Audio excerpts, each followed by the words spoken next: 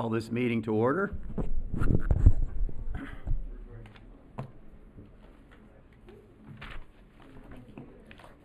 Madam City Clerk, when you get a minute, would you please call the roll? Thank you, Mr. Mayor. Mayor Jean Goss, Here. Mayor Pro Tem Edward Garcia, Present. Councilmember Rachel Arizmendi, Present. Councilmember Kelly Creeps, Here. and Councilmember Robert Parkhurst. Here. Mr. Mayor, you have a quorum this evening. Thank you. Councilmember Arizmendi will lead us in the Pledge of Allegiance and Inspiration. Great. If you can all please stand, put your hand over your heart, and repeat after me. I pledge allegiance to the flag of the United States of America and to the republic for which it stands, one nation, under God, indivisible, with liberty and justice for all. Thank you, and if you can all please take a seat. I hope those in attendance today and those watching had the chance to join us for our 4th of July celebrations. It really was so wonderful to see the community out, both on the 3rd and the 4th. And if you had a moment to check our Mountain Views news, it says Sierra Madre, California, a true all-American city. And I just wanted to share for those of you that may not know about what an all-American city is. It wasn't just referring to the 4th of July, but it actually has some history. And some of you may already know this, but I think it's helpful to hear why. The city of Sierra Madre was recognized as an all-American city back in 2007. It's a program of the National Civic League. And the All-America City Award is an application process. And to win, each community must demonstrate innovation, inclusiveness, civic engagement, and cross-sector collaboration by describing successful efforts to address pressing local challenges. And all-American cities have shown the ability to innovate in such areas as job creation, neighborhood revitalization, crime reduction, new housing for low income, improving education, and engaging youth. And just to give you an idea of how many are actually awarded and why it's such an honor to receive this designation is because there are only 10 communities in the entire country that get this award and get this recognition of an all-American community. And so we are just really happy that we're very proud of the fact that Sierra Madre is one of the All-American City Awards. And we proudly wear this badge, and we may have to be applying for it again because you do have the opportunity to apply again. And as it says on the website, All-American City Awards remind us of the potential within every community to tackle tough issues and create real change. Thank you, Councilmember Arizmendi. So let's move ahead with the meeting agenda tonight. I'd like to see if there are any ideas for changing it or approving it. I move to approve the agenda. Is there a second? Great. All those in favor say aye. Aye. Aye. Opposed? Motion carries unanimously. Also, we want to do I need a motion for report out from closed session. Mr. City Attorney. Yes, thank you, Mayor. The City Council met in closed session to discuss 2 items related to anticipated litigation. On both items, there is no reportable action. Thank you, sir. And now we need a motion for approval for reading resolutions and ordinances. So moved. Is there a second? Second. All in favor, please say aye. Aye. Aye. Opposed? Motion carries unanimously. And we're all provided with meeting minutes from the last meeting. I assume we all had a chance to look at them. I have. I'm good. Any motions for amendments? Mr. Mayor, I provided some suggested corrections to Madam City Clerk earlier today. Anyone else? I did as well. Okay, so we provided to her in writing. Okay. Is there a motion for the minutes to be passed with the amendments? So moved. Is there a second? Second. All in favor, please say aye. Aye. Aye. Opposed? That motion carries unanimously. Okay. Which brings us to, we're just moving right along here, Mayor and City Council reports. Who'd like to go first?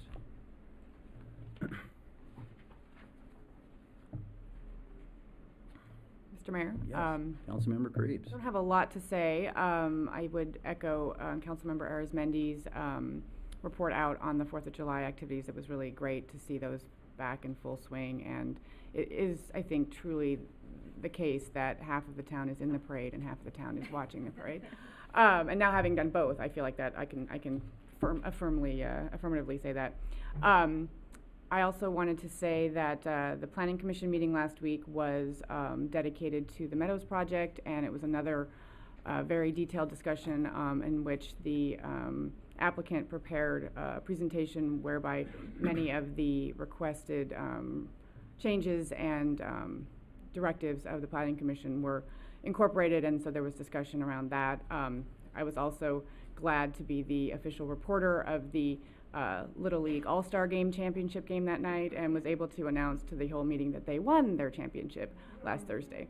So that was the highlight of the Planning Commission meeting. Thank you. Councilman Parkhurst?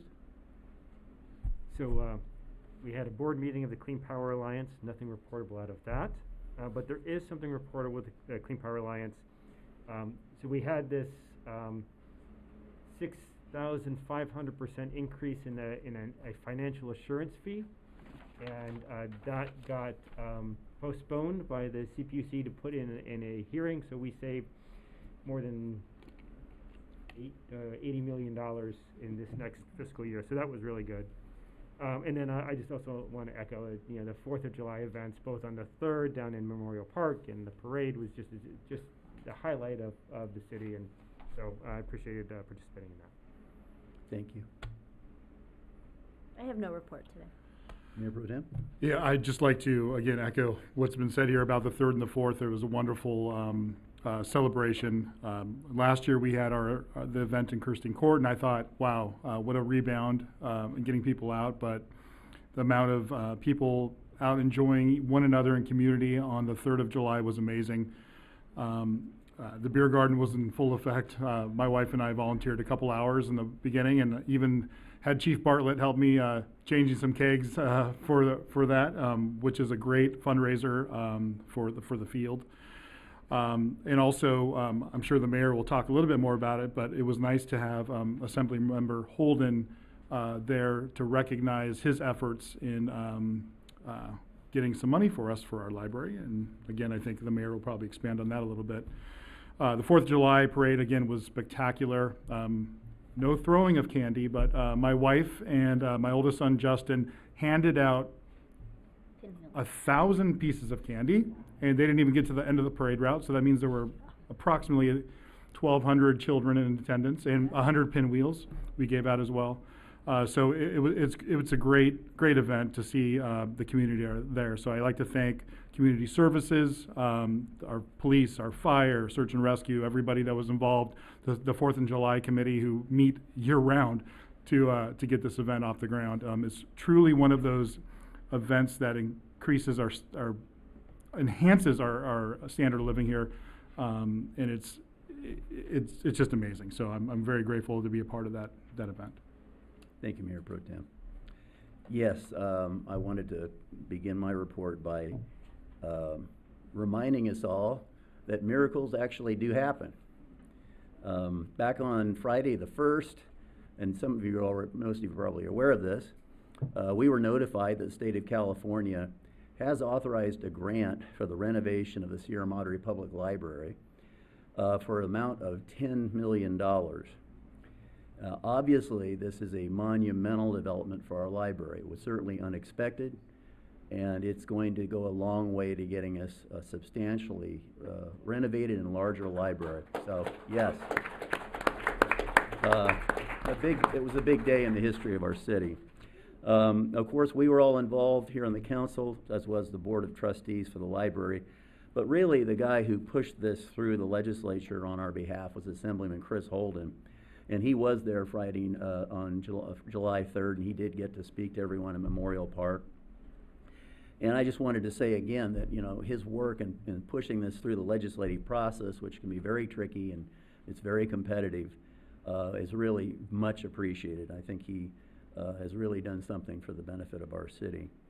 In case you're not aware of it, the Library Board of Trustees is going to have a special meeting Thursday, July 14th at 5 p.m. in council chambers to begin a discussion of that renovation. And certainly if you have had a long-term interest in that library, as I have, I hope you'll plan on attending. There will be opportunities for public comment, but we're trying to get the ball rolling so we can actually get something going here in a reasonable period of time, because we've been waiting a long time for our library. Also wanted to congratulate, along with my colleagues, the 4th of July Committee, Community Services Commission, our city staff, which did just an absolutely fantastic job for the 4th of July. It felt normal, but it was actually better than normal. I think we really all were just so excited to get back into the swing of things. So again, kudos to everyone involved. This year, we initiated the first City of Sierra Madre Community Wellness Program. This is really for everybody watching. It's not just for those interested people who follow city government. It's really for the community. The program includes many activities to encourage our community to improve wellness, such as yoga with Councilmember Creeves and a walk with the mayor. And on June 29th, I did have a privilege of walking down to from the City Hall down to the Dapper Field and back with about 9 citizens and some staff, and it was just fun. It was very hot. We got our sweat in, and we had some great conversation, and I think symbolically it means a lot that we need to see each other out walking. I do it a lot, highly recommend it, and I will be doing this again next week on the 21st at 6:30, so if you'd like to sign up and walk with the mayor again, go to the city's website where it says resident/community wellness and sign up for the walk. I think they're going to put a cap of 8 people on it. And one final note, I think I'm going to use my glasses to make sure I don't blow this. Earlier this year, the city learned that signatures on a petition circulated by a contracted vendor were misrepresented. The Sierra Madre Police Department investigated that matter and has submitted the case to the District Attorney's Office for prosecution. So that's the latest update on that. Okay, so where does that leave us on our agenda? I think that takes us to public comment on non-agenda items. If you came tonight to speak about something that's not on one of our agenda items, now's the time. We'll give you 3 minutes to do so, and we'd appreciate if you'd submit a yellow comment card before we call you up. Mr. Mayor, the first speaker card is from Gary Hood.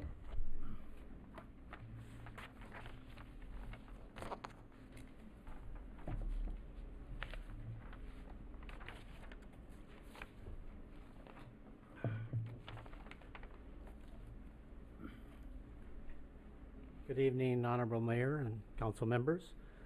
Name is Gary Hood. I live on North Baldwin. I'm here to deliver Nancy Beckham's letter that she wrote, and I had to do a cover talk because I couldn't read her letter in 3 minutes. Also in her letter is some other information. Also included are 2 reports, one from July 31st, 2020, and one from March 25th, 2022. The reports are from the California Department of Fish and Wildlife to Vincent Gonzalez, Sierra Madre's Director of Planning and Community Preservation Department. Ms. Beckham states that the reports show tremendously flawed EIR for the Meadows housing development impact on the wildlife. She states Sierra Madre has been a wildlife sanctuary city since 1972. But where is the concern for the wildlife? The project takes 20 acres from the wildlife and then builds a 3-acre park for the people with nothing for the displaced wildlife. Kind of sad. There are at least 2 animals that are found in the meadows which are considered endangered. One is the California mountain lion. There are potentially 9 species of pallid bats, one of which is also considered endangered, the Townsend big air bat. The animals who live in Bailey Canyon Wilderness Park have never been assessed because Bailey Canyon was never part of the draft EIR. This development will definitely impact them. Crotch's bumblebee, named after the man who discovered the species, build their nests in abandoned gopher and snake holes. The bumblebees are endangered and almost extinct. In December of 2019, the project area was heavily sprayed with chemicals, ostensibly to kill tumbleweeds. A question is, what did that spraying do to the bumblebees? With the bulldozing of 20 acres and removing over 100 trees, I think Mrs. Beckman's letter brings up some serious concerns that have been overlooked and need to be reviewed, especially the 2 unanswered reports from the California Department of Fish and Wildlife. As a teacher, Mrs. Beckham has been working with local schools at the encouragement of our now departing police chief, unfortunately, in putting together an educational coloring book about living with wildlife along the foothills. Thank you for the opportunity to speak, and I'll give you my reports now. Thank you, Mr. Hood.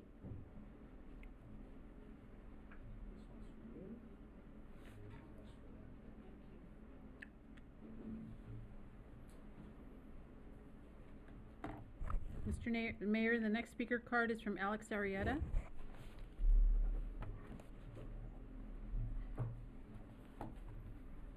Good evening, Council. I'm actually reading this note on behalf of Deb Sheridan, who couldn't be here this evening. Good evening, Council members. I do not envy you with the difficult decisions you will have before you in the next few months.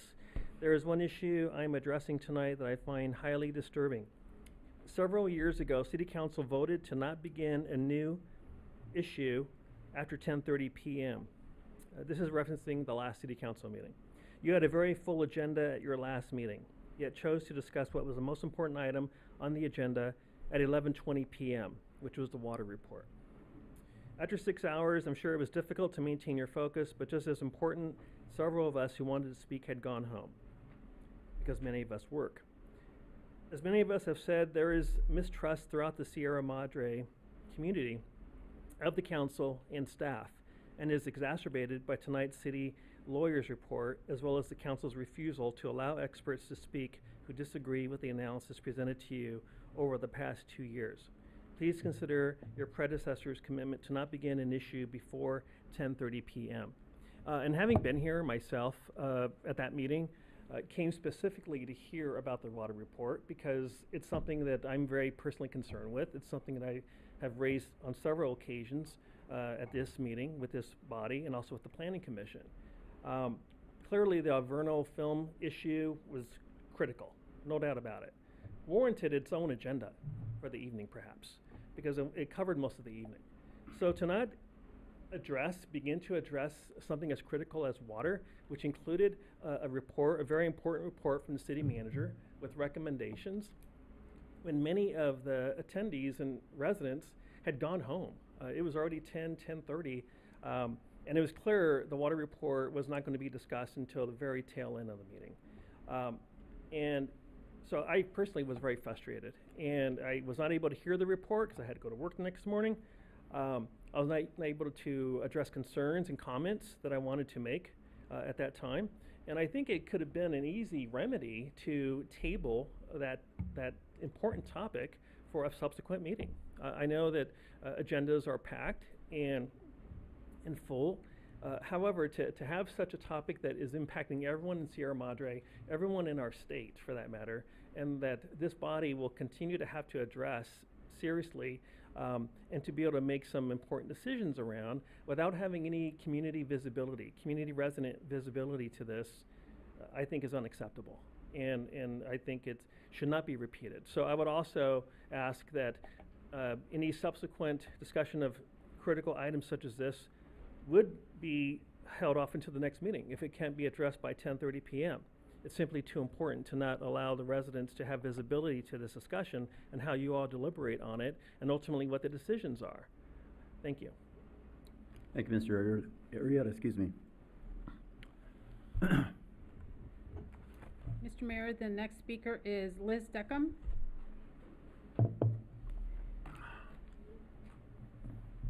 So, my name is Liz DeCam, and I live on East Laurel here in town. I have 6 topics, so I'll be quick. My first topic is to say thank you to each one of you. Staff, council members, staff, even the fellow who's back there, you know, like the Wizard of Oz. So, why anyone in their right mind would volunteer for what you guys do is beyond me, but you know what? I want to say thank you. So, second topic is completely kind of like out of the wind. My topic is whole house fans. Whole house fans. WHOLE. Whole house fans. Walk around the neighborhood after dark when it's cooled off and you hear people running their AC. Why? Their houses are hot, their attics are boiling hot. After I bought my Laurel house, I put in a whole house fan. Wow, what a difference it makes. You know, I'm not running my AC as much, and, you know, we're all about, you know, the climate and environment and all that whatnot. And it's my opinion, whole house fans are a real solution. And so for you folks, I know you've got a trillion things going on, but just something to think about. Maybe direct staff to do a research and publicize the advantages of having a whole house fan in your house. My next topic, the intersection of Laurel and Mountain Trail. I was going to volunteer to buy some red paint so you could paint those curves red so people can see around the parked cars, but you know what? I'm just cutting to the chase. And I'm gonna say, please, just put a stop sign there before someone gets killed. One morning while school was still in session, I was walking just west of that intersection towards my house, and I heard a woman scream for her life. I turn around, I look, you know, my blood pressure, I'm gonna have an aneurysm kind of a thing. I look, and she is on the east side of Mountain Trail walking across Laurel, and a pickup truck had gone to cross Laurel in a hurry because there's all kinds of traffic, and you know they drive 90 on that street, and he almost hit her. So I heard her scream and him screech. So you know what? No red paint. Please just put a stop sign there. I did call the police and they took a report, but you know what? Please just put up a stop sign. My next topic, bears and coyotes. I have nothing against bears and coyotes. I love bears and coyotes. I love all the creatures down to the fellows bumblebees. The thing is bears and coyotes are frequently in my neighbor's yard eating from the litter of their avocado tree. Any of you who walk around the neighborhood on trash day, especially my neighborhood, you're gonna see multiple trash bins dumped over because people put stinky trash in their bins that are obviously attracting the bears and the coyotes. My veterinarian is Dr. Demoter over in Monrovia, and she's told me keep your dogs safe, you know, they're in the yard, keep your dogs safe, freeze your stinky trash and put it in your bin on the morning of trash pickup, not the night before. So maybe, you know, that's a suggestion from the vet. Ma'am, your 3 minutes up. Go ahead and wrap it up. Okay. I'll give you another few seconds. Thank you. So the deal, maybe have direct staff to talk to the city of Mammoth Lakes. They have a huge bear problem, okay? Next topic, trees in the parkway. Will the city please water them instead of me? Bottom line, please take care of what we already have. My real topic for tonight is dog attacks. There have been 4 dog attacks in the last 4 weeks, including one of mine. My dog Pee-wee got bit royally. So I was attacked on East Laurel. There was a person attacked on Cannon by loose dogs. Their husband and wife, their Pomeranian, was killed on Windsor by a loose dog. My 80-year-old neighbor was attacked. That's the one on Laurel. There was a woman on Highland and Hermosa who was accosted by a loose German Shepherd. I'm going to have you Okay, wrap it up. but can you please just enforce the leash law? Figure out how to enforce the leash law. Pee-wee survived, the Pomeranian did not survive. Okay, thank you. Thank you, ma'am.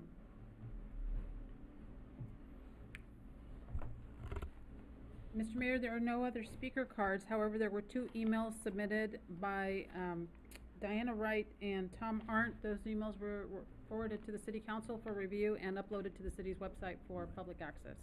Yeah, we've all got those and read those. Okay, thank you, Madam City Clerk. So that brings us to, we have one presentation tonight. It's not one that I really wanted to give, but we're going to have to anyway. And it has to do with our police chief, Roderick Armelin, and the fact that he is leaving us, and he's going to be going to City of Lancaster to be the director, I think, of public safety. Is that correct? So I'd like to have you come up, Chief. I have a certificate for you, and I'd like to just say a few words about this.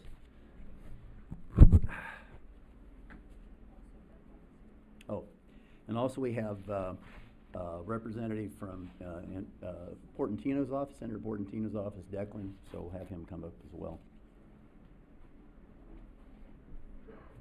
Declan, would you like to come first?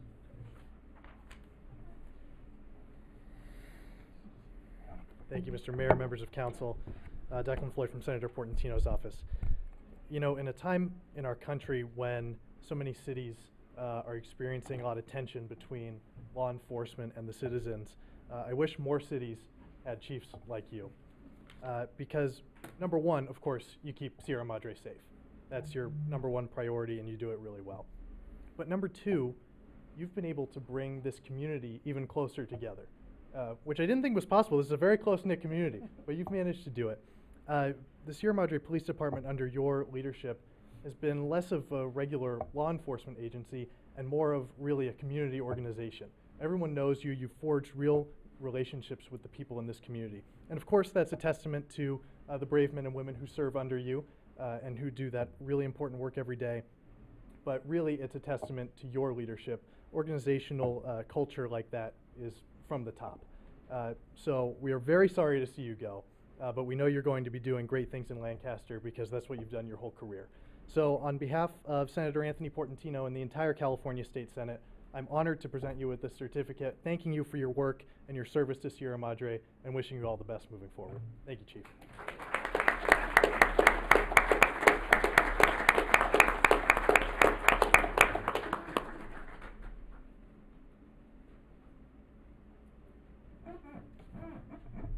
Well, yeah, this is, I already mentioned this before.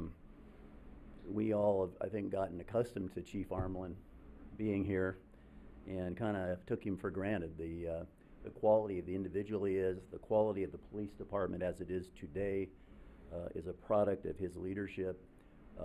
There's just no question about it. I believe it's the finest Sierra Madre PD we've ever had, and I think that's largely due to his leadership. They're going to get a really top flight guy out in Lancaster. I hope they understand just how lucky they're going to be. And these are going to be very big shoes to fill here in Sierra Madre. Ever since you got here, I just felt like you led the organization with class. You carry yourself well. You demand the highest quality standards from your employees. They both like you and respect you, which is hard to get in leadership. And you just see it in how our police conduct themselves here in this city. They kind of conduct themselves the way you do, sir. So, anyway, I would like to read this, present you with a certificate of recognition from the city of Sierra Madre, and I'll just read it. To Police Chief Roderick Armelin, in recognition of dedicated service to the community of Sierra Madre, presented this 12th day of July, 2022, by the City Council of Sierra Madre, Mayor Gene Goss, Mayor Pro Tem Edward Garcia, and Council Members Rachel Arizmendi, Kelly Creeves, and Robert Parkhurst. Congratulations, sir. Thank you.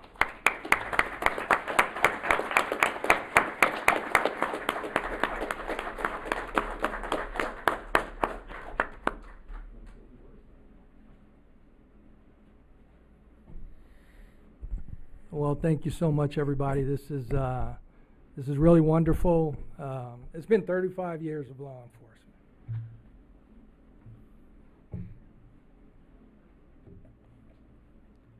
And it's time for a change, so I'm gonna miss it.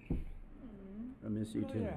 So, but I'm glad I'm leaving here. I really am. You know, I remember the first day here, and I joked with some folks about this at the Rotary today and at the 4th. The first time I hit town, I had to ask, am I on a movie set? This place is so beautiful, you know. I mean, it's wonderful. And then, but it only takes a few walks around town to meet folks and realize, no, this really is one of the most wonderful and beautiful communities in Los Angeles County, in the state. It really and truly is. And I gotta say, as a police officer, what you really want is a community that supports you.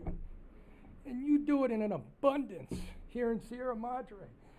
And we are so appreciative of that as your police department. So you make our jobs easier. You make this tough job easier.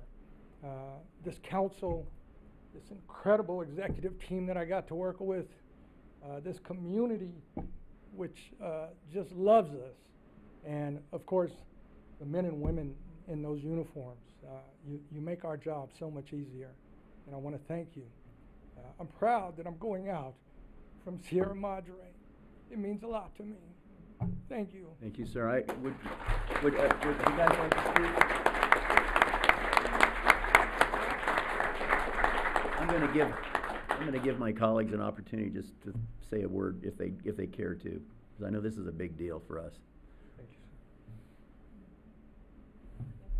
you, I'm a little choked up, so. Sorry. Yeah, Chief, as you recall, I had the opportunity to serve on a committee during the interview process prior to being on the council, and you know, we felt strongly that you're the one. You found what we're all about here in town. You ran with it, and I really appreciate that. The men and women in uniform. I'll even go back. You know, during that process, we were talking about the other candidates, and I said, well, or you weren't chief yet, but Rod Armerlin, he's the kind of guy that would ask you to go run up that hill, and you would run up that hill. But the thing about him is he'd run up that hill with you, and you're that type of person. And it's very rare. And I wish you the best of luck. 35 years in law enforcement is a long time. You're going into a civilian job, and I know it's going to be tough for you, but you've earned it. Thank you for everything you've done for this community. We appreciate you so much, and we just hope that you're blessed in this new position. Thank you, sir. Anyone else? Yes, thank you. Oh, go ahead. So, thank you, Chief Armelin. You know, from the very beginning, the Sierra Madre PD has set a very high bar. You walked in right at the beginning of the pandemic and didn't let that slow you down. You've brought a level of professionalism to the department, a level of seriousness through lots of different challenging circumstances. Our community is so lucky to have had you, setting such an incredible example. Thank you so much, and I truly do wish you the best in your future endeavors, and hopefully soon you'll get a chance to take a little bit more of a rest. I know that, you know, being a chief, you're on 24/7, and you'll respond 24/7 to the community, to the council, to staff. Thank you so much. Thank you, sir. Councilman Creed? I just wanted to say that we are too happy that you are ending your public service career here. We just wish it had been a little bit later. No, I want to say that you have been, you know, obviously I was a new council person about the same time as you were, you know, you were arriving, and I just have to say that the interactions and the grace with which you conduct yourself and the police department have been, you know, kind of a very much welcome in this new position, and I just really want to thank you for personally the interactions that we've had, as well as, you know, all of the great things that you've done for this community, and the great things that your uniformed men and women will continue based on your example to them. Thank you, ma'am. The only reason we're letting you leave, Chief, is because it is a civilian position. When I first heard, and I said, where is he going? Who do I have to talk to? But no, I mean, there really is a lot of truth to that, because, you know, when you walked into this city, and we are looking for a certain type of person, one that would garner not just respect from those that are in uniform, but really have that connection with the community. And I can't tell you how many people I know, residents that walk up to me when we're talking about Sierra Madre, they say they know you, and the chief called me, and the chief walked over and he had this conversation with me when I had this concern. Not every resident gets to say that in this state, in this country. And I know for me personally, you have really made a difference in my ability to connect with the department, and I appreciate what you've done also for me personally in some of my issues. Yes, I've been against some law enforcement issues in town, but I appreciate your personal hand in that, and I wish you well, and you will be dearly missed. Thank you. Thank you so much. Thank you, Chief, I so appreciate much. it. Thank you very much. Yes. Okay, Chief Bartlett had a few words too.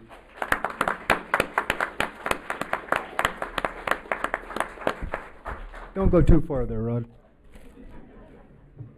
Thank you for the opportunity, but from your brothers and sisters next door, we'd personally like to thank you for your years of service here in the town. As a resident myself, you're the true epitome of community service. Your leadership to your personnel and even to my personnel, getting out there and training with us and doing things. If our world had more leaders like this guy here, we'd be in a much better place. I don't have any fancy papers for you, but we both in the police department and fire department have some little things that we will pass out to, especially some of the children, to kind of comfort them when they have some needs. So what we've done is we'd like to present Chief Armlin with a little thing. It's your Madre Fire Department, so when you get scared at night, you can cuddle up with this guy and think of us.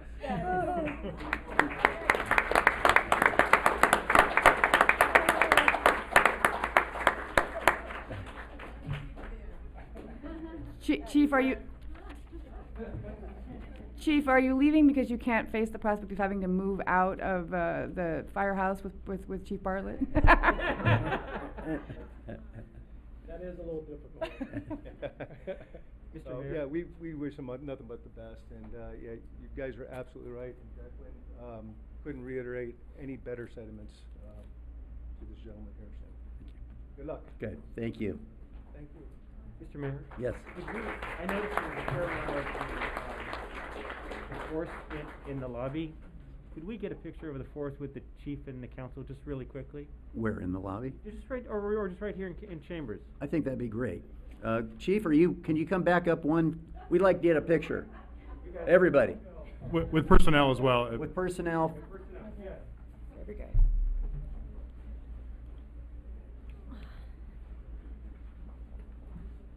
Planning on taking photos.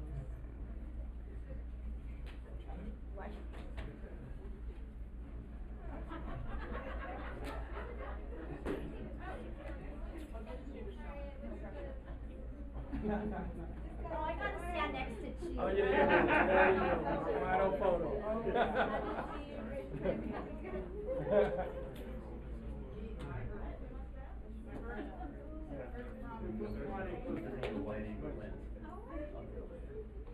right, everybody squeeze in. Squeeze in, everybody. Mark, squeeze in a little, you're gonna get cut off.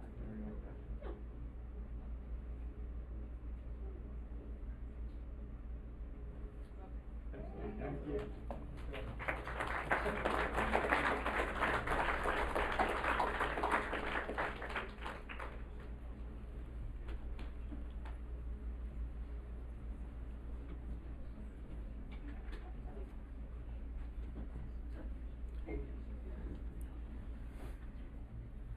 Okay, well, moving on. We come to our consent agenda. Madam City Clerk, would you like to review it for us, please?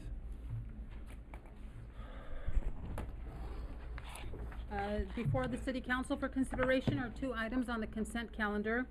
Consent item A is consideration of Resolution 22-52, approving certain demands, and it is recommended that the City Council approve Resolution 22-52, which approves payment of city warrants in the aggregate amount of $127,408.72.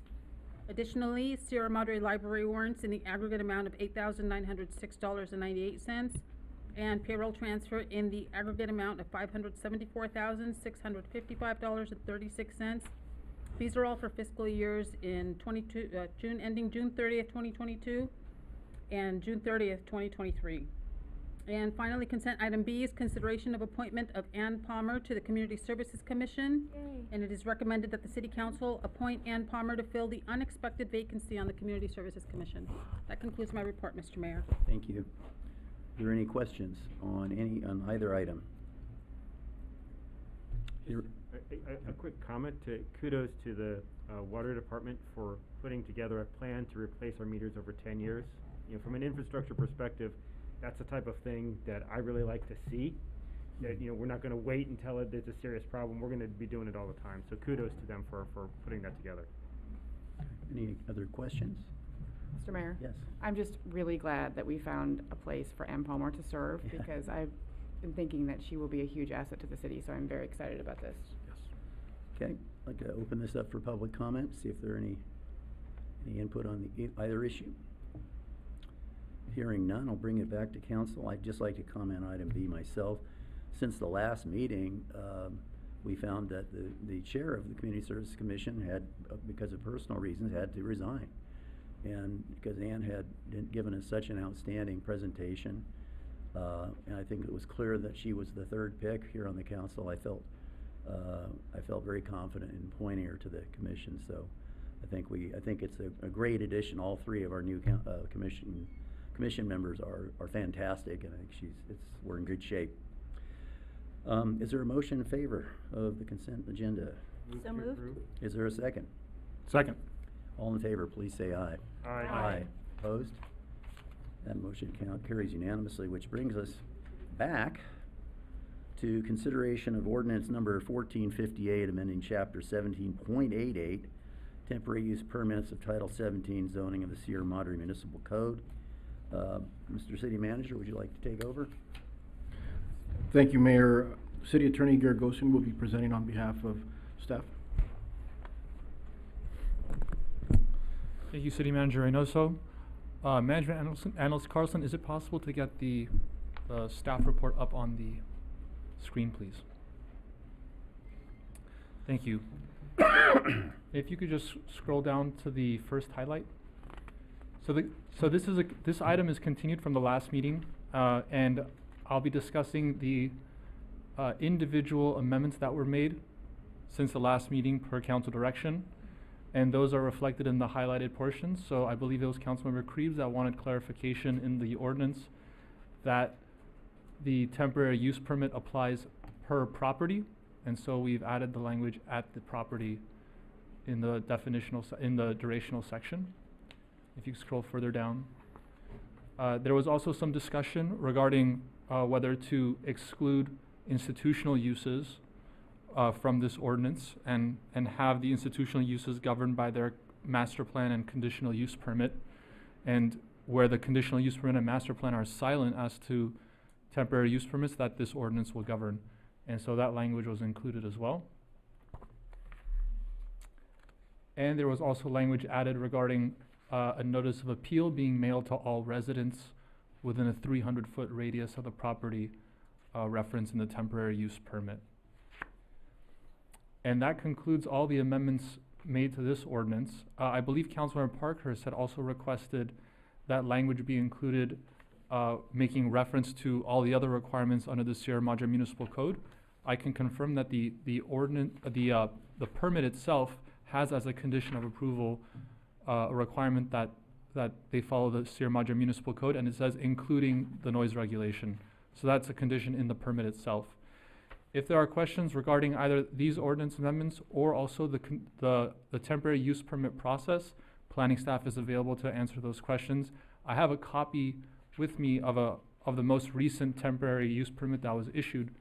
So if the council would like to see that and just have an explanation of how those are issued, I'm happy to pass that out as well. Questions? I have one question. So there is the notice requirements for an appeal. Is there any notice requirements for the issuance of a TUP? There are no notice requirements for the issuance of a TUP. Is that typical? In other cities, you mean? Correct. I'm sorry. Yes. I'm not aware. I haven't researched that issue. Other questions? Okay, hearing none. This is a public hearing, so we're continuing a public hearing. So I'd like to open this up for public comment. And I think we solicited yellow comment cards for this as well, have we not? Yes, Mr. Mayor, the first comment card received is from Ken Farsing.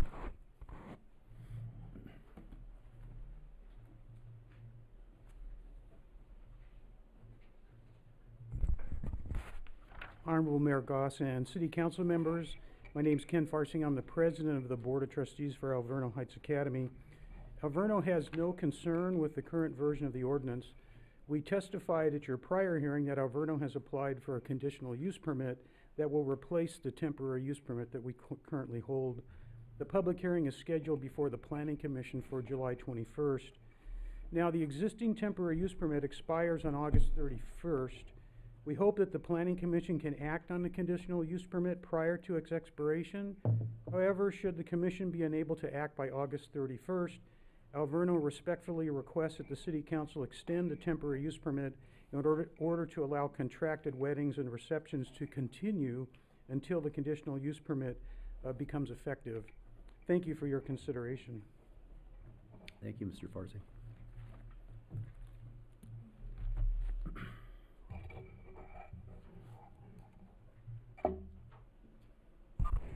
Mr. Mayor, the next speaker is Justin Branstader.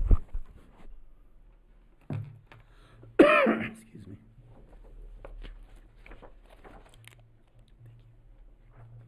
Good evening. I hope you've had a chance to review the information that was given to you yesterday. And Kim and I just wanted to let the council and the neighbors know that we heard the concerns and we've taken it to heart. And we're pursuing a CUP and are working with a consulting firm. In the CUP application, we'll be showing exactly how we will run the business and how we'll continue to comply with city regulations. And as you can see from the chart we supplied with you last week, you can see that the yearly total number of indoor events and the TUP events, according to our 2022 calendar, we're running our home-based business 20 days of the 365 days in a year. So it's 63 hours total are committed to these paid gatherings. This equals approximately 0.05% of the year, I guess. Anyway, our intent is really not to grow beyond what you see on the chart. And as you can see, 3 to 5 months have no activity at all. And as mentioned before, we've now contracted with the shuttle service, and we don't allow any amplified music, and we also limit our guests to 60. And gatherings end at 9 p.m. Many of our events, of course, finish by 3 p.m. And the chart clearly shows that we have very few events. But we're providing the city code enforcement officer with email of weekly occurrences, and this is to help distinguish what's personal and what's a paid gathering, and this is to kind of help clarify private family events from paid events and to continue just to be transparent. But we look forward to continuing to share with others and to contribute with our community. And finally, we just personally invite each of you to come and visit our historic home and property. Thank you. Would you submit yourself to some questions? Are there any questions up here? Maybe I should ask that first. I don't think so, so moot point. All right, thank you. Thank you, Mr. Branstader. Mr. Mayor, the next speaker is Megan Maloli.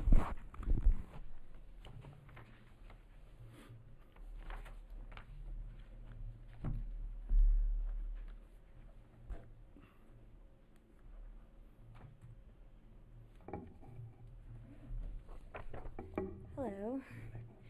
Good evening, council members and neighbors. My name is Megan Maluli. I own a local small business, Paper Heart Concierge Services, as well as the philanthropic organization Sierra Madre Gives Back. I'm also a direct neighbor to the venue Lavender Marketplace. Through my business, one of the services I offer is to function as an event planner and coordinator. I have worked at many local venues, including the breathtaking Lavender Marketplace. I want to start this by saying that I'm in no way standing up here to try and tell a neighbor or anyone that they are not allowed to feel frustrated. Your feelings are valid and very much understandable. Unfortunate oversights were made that have led neighbors to feel uncomfortable, and for that I'm truly sorry. I cannot speak for anyone but myself, but I want you to know that if Lavender is allowed to continue hosting events, any event I am in charge of will follow every guideline and stipulation given. I will also write a personal letter to the immediate surrounding neighbors, reiterating the rules that will be followed, as well as issuing my cell phone number so they can contact me directly if there's an issue or concern on the day of one of my events. I want them to know that I take their comfort very seriously and will always do anything in my power to ensure that both the guests at the event and its neighbors are able to enjoy the day to its fullest extent. I am standing before you today to advocate for two brides that have their hearts set on getting married at Lavender Marketplace. Lavender is currently applying for a CUP. To my knowledge, the application alone is very involved and once completed can take 4 to 6 months to be approved or denied. I have two brides that have already booked their weddings to be held at Lavender on April 22nd and 29th of 2023. We obviously can't expect these brides to just sit tight and hope for the best as their wedding inches closer and closer, unsure if they even have a venue. So I'm here to ask, even if the CUP is denied, can these two specific brides still be allowed to have their weddings at Lavender Marketplace? All TUP guidelines will be followed to a T. I've discussed it thoroughly with both of the brides and they completely understand that there will be absolutely no amplified music and no street parking. These brides are in love with the venue and can't imagine having to find a new location. Weddings can take quite a bit of time to plan and taking away their venue throws a wrench into everything. I know you have a lot to think about and decisions to make. I just ask that you please keep in mind that Lavender has heard the complaints the neighbors have voiced and have now done their best to ensure they won't happen again. I understand how hard it must be for them because of experiences from events in the past, but I promise you those kinds of events are done. From now on, events held there will not be huge dance parties, but beautiful get-togethers to share special moments with people closest to them. I know it is a lot to ask, but I hope that myself and Lavender can slowly earn your trust and allow us to prove to you that we respect and understand your concerns and will do whatever we can to try and make this work for all involved. Thank you. Thank you, Ms. Malooly. Mr. Mayor, there are no other speaker cards submitted for this discussion item. Okay. Public hearing. No emails. I think we've already seen all of those, right? There were no emails submitted for the public hearing. So I'll bring this back to council. Mr. Mayor? Yes. You offered questions to Mr. Branstader. In light of Ms. Malooly's comments, I'd like to ask a question of him, if I may. Yeah, if Mr. Branstader, if you're willing, we'd love to ask you a question.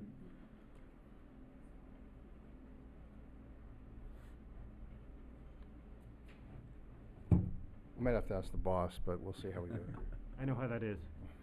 How many events do you currently have booked for the Lavender Marketplace?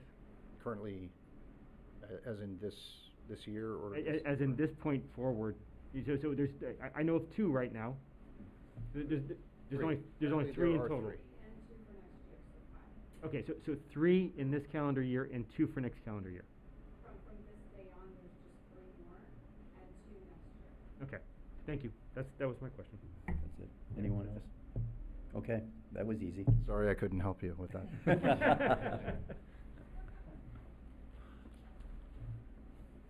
Okay, well, so we have a ordinance in front of us. Are there any ideas for how to dispose of this? A question for staff, if I can. Please. So with the new GIS-enabled website that we've got, and maybe this is for Director Gonzalez, do we have the TUPs?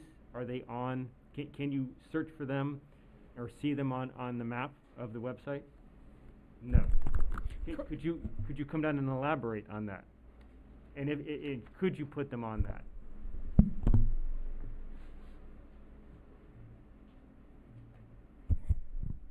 We are attempting to put the TUPs on the GIS database. And we were working with our GIS specialist, who's a contractor, and he's having some difficulty also trying to figure out how we're going to do that with the same kind of project list that we have right now. So that's what, we're not sure if we should put it in and lump it into the same project development activities that are occurring. We'd prefer to have actually a separate independent page just for TUPs, is what we're trying to organize. Thank you.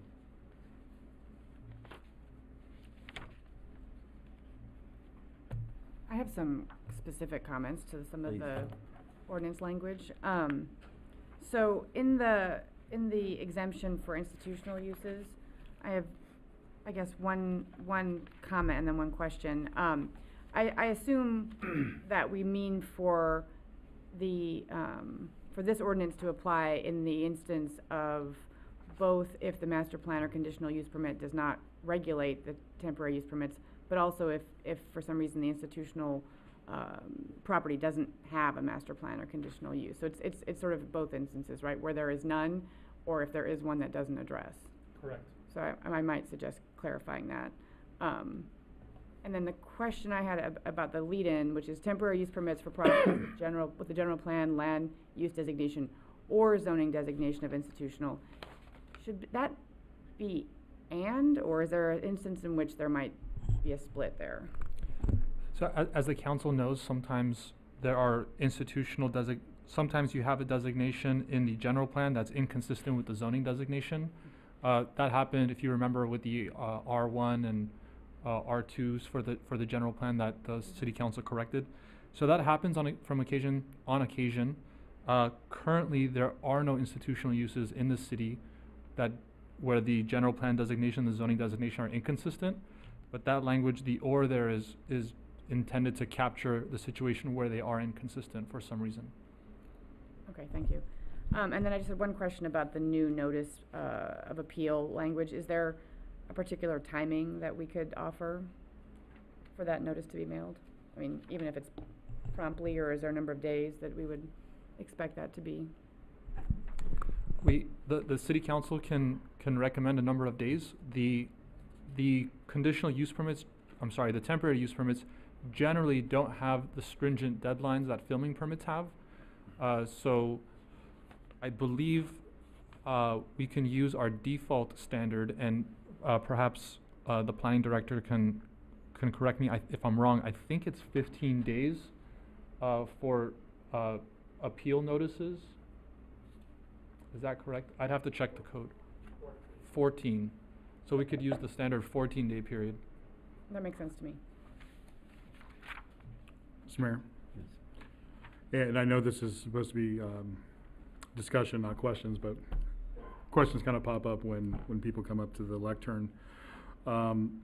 So as I'm looking at section B, 2, the use will occur at the property no more than 4 times per 12-month period, assuming that's kind of a rolling 12-month rather than a calendar year.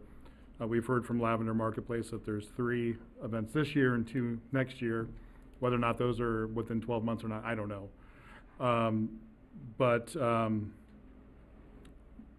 My concern is this a 12 months or is it a calendar year? It's a 12-month period, and I believe under this ordinance, Lavender Marketplace would be prohibited from being issued any further temporary use permits under this ordinance. So the amount of permits is 4, regardless of if it's a wedding or a workshop or whatever it might be. Correct. And why would Lavender Marketplace be prohibited from doing any more? Is it because they've already had 4 in this calendar year, and so it's retroactive? They've already had, as I understand it, they've already had 4 within a 12-month period, and their next one that they're requesting is within that 12-month period where they've already received 4 different permits. And there was a request earlier to have an exception for 2 applicants who are requesting permits. Unfortunately, because that's not an agendized item, the city council can't act on it today. If the city council is interested in staff considering that, the city council can direct staff to consider that and perhaps place it on an agenda item in the future. I have another question. So Councilmember Krebs asked about the institutional use, and that goes into conditional use. But if you're not an institutional use and you have a conditional use permit, like how does that take into account? So if Lavender Marketplace gets a conditional use permit, does that mean that they fall into institutional use then? No. How is the code the ordinance taking that into effect? So they would remain zoned R1. So they would remain in the R1 residential zone. And the way they would get their conditional use permit is through I'm blanking on the name. I believe it's a historic, perhaps the planning director can help me with the term. It's an adaptive, correct, thank you. It's an adaptive, there's a provision under our historic ordinance that relates to, it's called adaptive reuses of property. Basically, it's a way for a historic property to to find a new use in order to help fund itself and the maintenance of that property.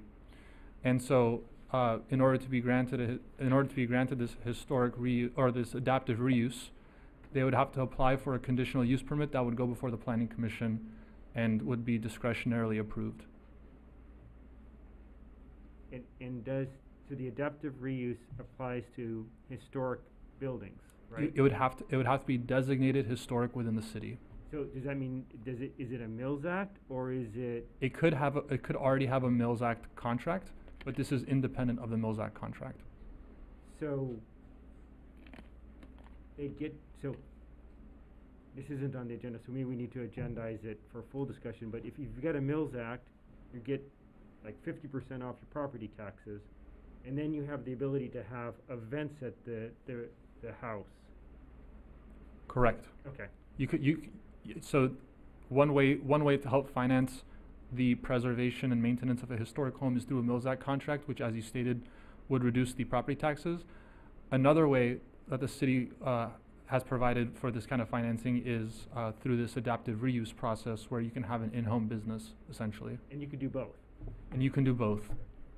To follow up on Councilmember Parker's question, though, how would that CUP, if issued, interact with this ordinance? Because that particular CUP is not something that would override the general ordinance that we're looking at tonight. No, I believe it would. The conditional use permit would be a special exception from this ordinance. And we can provide language to that effect if it's not clear in the ordinance here. So just to be clear, because we've got one party here tonight, Lavender Marketplace, and they are, based on this ordinance, if we pass it tonight, they're going to be forced to go in and get a CUP as soon as they can to see if they can make up some ground where the TUP doesn't help them. Is that correct? Correct. And what is the time? What's the reasonable amount of time that takes for an applicant to get through that process? The planning director can answer that question.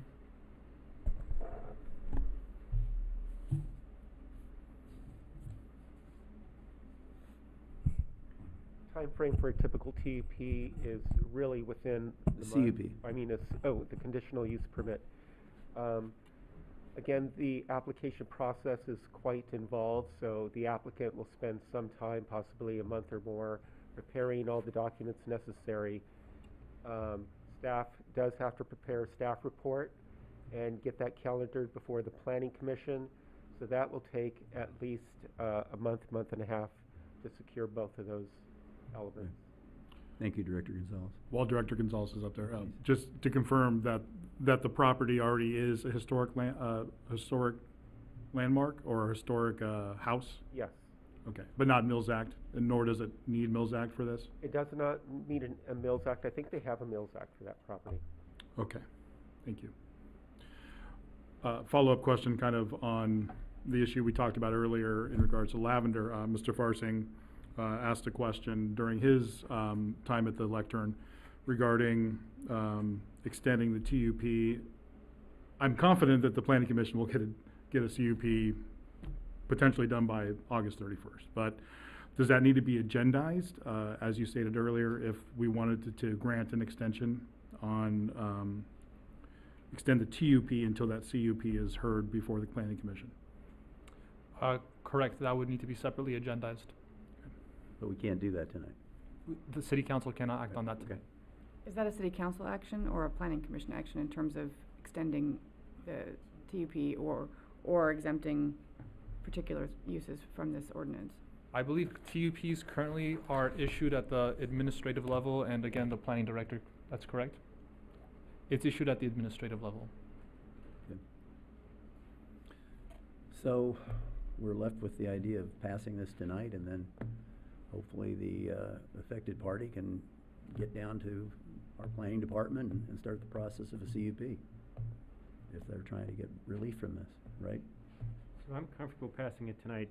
I would like to have in the code or in the ordinance a clarification on the conditional use permit, because that I think would be clear if anyone's reading on the TUP, that that if they wanna do something more, they have to go through the CUP and what the coverage is of that. You saying that's not adequately addressed in the staff memo or in the ordinance? I don't think it's in, because the only place in the ordinance is with the institutional use. So I don't see anything, and that was the reason for my questions, I don't see anything talking about a conditional use permit. And I searched it for conditional use permit. So that's, to me, that creates some confusion. So, Mayor, I think what Councilor Parkhurst is saying is the conditional use permit for adaptive reuse, which is located in a different part of the code, but we can make reference to that part of the code in this ordinance, and maybe for City Clerk Aguilar's benefit and for the council's benefit, maybe I could read off what the proposed amendments are so far, and the council could consider those as amended. Can I ask a question before you do that? Are there, I mean, I know I'm putting you on the spot, so perfectly fine to say you don't know, but are there other instances other than adaptive reuse that a conditional use permit could be authorized for anything other than because right now, I agree with Councilmember Parkhurst, right now the CUP exception is tied to institutional use or, you know, zoning or designation. So are there any other, I don't want to just do this on a, you know, case-by-case basis. Are there other instances in which a CUP might be issued outside of adaptive reuse, outside of institutional? So I don't want to, if someone gets a CUP and allows for these kinds of things, I think that has its own process, and I feel comfortable that we would just say that to the extent that there's a CUP that covers these types of issues, that would govern in lieu of this default ordinance. I'm not aware of any other process, Councilmember Creeps. But to her point, I think that makes it a catch-all. If you're not aware, there could be other uses, right, other than institutional or adaptive reuse that we're not thinking of as we're sitting here today. So if we say, if there is a CUP, that would override the issues in the TUP? It would depend on how that conditional use permit provision is written in the other portion of the code. To my knowledge, at this point, I'm not aware of any other conditional use permit provisions in the code that would override this TUP ordinance. Okay. So do we have a motion? Oh, I'm sorry, he was going to read the amendments. Oh, I'm sorry. Go ahead. So the first amendment would be to section 1788020 D7 regarding institutional uses, and it will clarify that it applies to both situations where there is no master plan or conditional use permit, and where the master plan or conditional use permit is silent as to temporary use permits.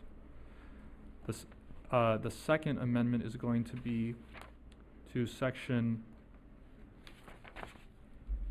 1788060, and in that section, most likely in paragraph E, there will be the inclusion of a 14-day requirement that a appeal be filed within 14 days of the issuance of a permit.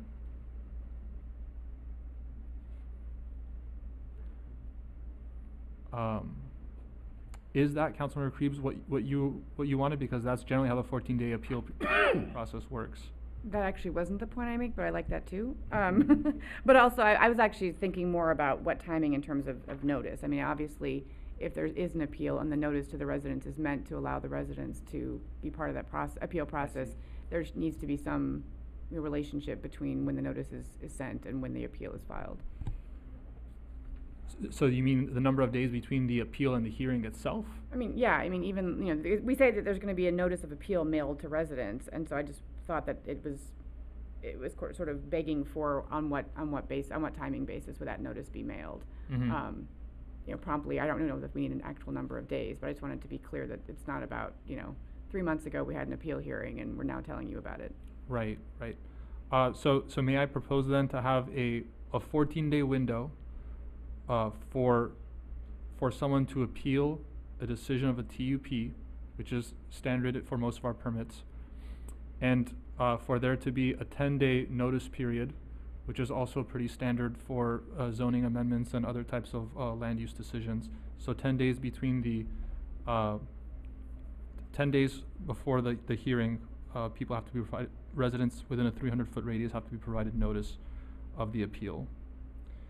And the last amendment, and I'll have to do a little further research into which section of the ordinance to place this in, but a quick reference to the fact that the adapted reuse provision of our municipal code is applicable here, and it would override any limitations under the temporary use permit ordinance. And that concludes the amendments I have.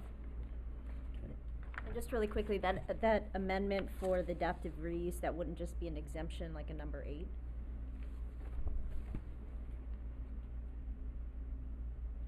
Yeah, yes, it could.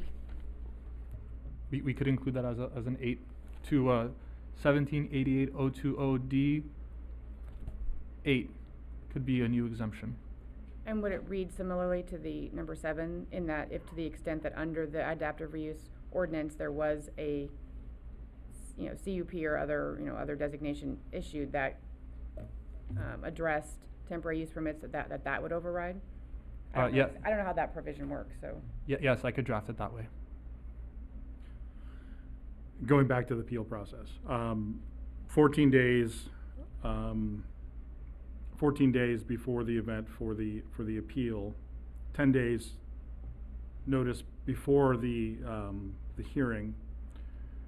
That leaves 4 days for the mail to reach someone's doorstep. That gives staff like 1 day to get the notice put together. It feels like, right, to rely on mailing. Is that something that's realistic? No, I didn't follow the timeline, Adam. Serial. Okay. You They get are? 14 days to appeal. Once it's appealed, then you give the notice 10 days prior to the meeting. And it could be, there's probably going to be a gap between the 14 and the 10. That's the way I understand it. Right, that's correct. Okay, that's not how I heard it, but that's fine. That's correct. Okay, we have an ordinance substantially amended. Are there any other ideas for amendment? So not an idea for amendment, but can I just, as a part of approval of this, encourage the ability to communicate this, like what we have for permits? I understand the technical difficulties that we're having with the GIS system, but it would be really nice to have something where people can look up what events are coming up and what TUPs are for. I believe, Councilmember Parkers, that they currently are all still posted on the website. They are still posted? Okay. They are posted online. They just aren't They're GIS. on the GIS map. Apologies for my mistake. Is that correct, Planner? Yes. Okay. Then I withdraw that. I'm still looking for a motion. So moved with the amendments as reported out by City Attorney Garagosian. Is there a second? Second. Okay. All in favor of the motion as amended, please say aye. Aye. Aye. Opposed? Motion carries unanimously. All right, so that brings us to what happened to my agenda. This brings us to consideration of ordinance number 1459, amending chapter 5.36, commercial photography and motion picture filming of Title V, business license and regulations of the Sierra Madre Municipal Code. Again, this is a public hearing that has been extended from our last meeting. Mr. City Manager? Thank you, Mayor. City Attorney Garagosian will also be presenting on this. Thank you, City Manager Reynoso. Management Analyst Carlson, if you could pull up on the screen the ordinance. Again, as we did for the TUP ordinance, we will be focusing on the amendments from the last meeting. Those amendments will be highlighted in yellow.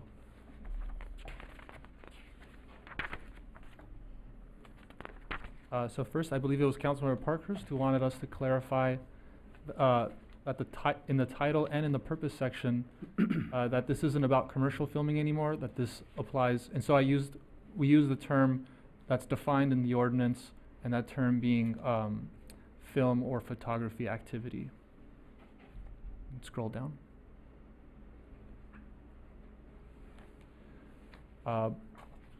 Similar to what you saw in the TUP ordinance, there is here an exemption for institutional uses from the film or photography ordinance, and it's written the same way. And Councilmember Krebs, we can make that same amendment in this section.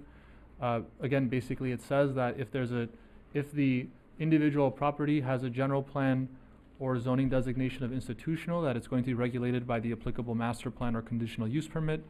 and where the master plan or conditional use permit is silent on the issue of regulating films and photography activity, or where there is no master plan or conditional use permit, then that institutional site will be governed by this ordinance.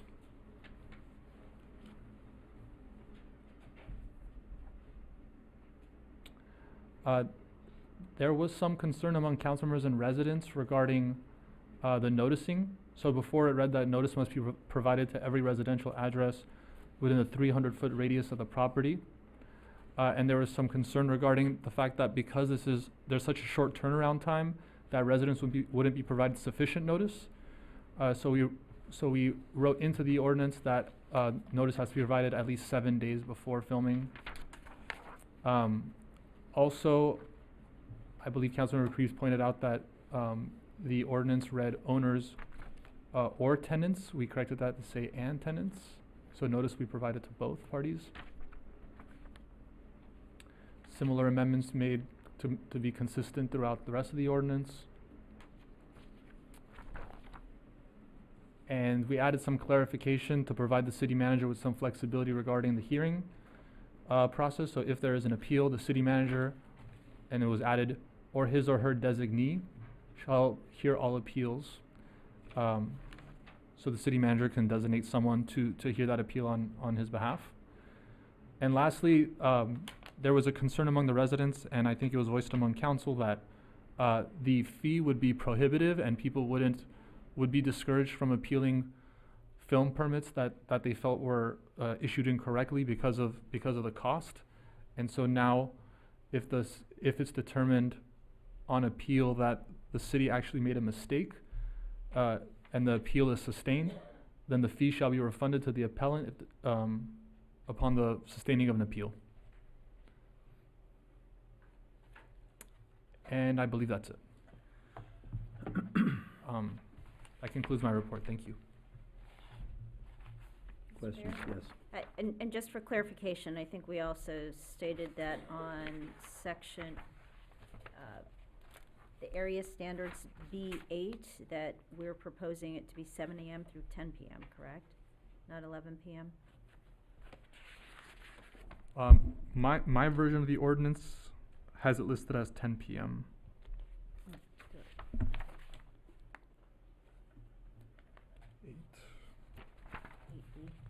Oh, I see.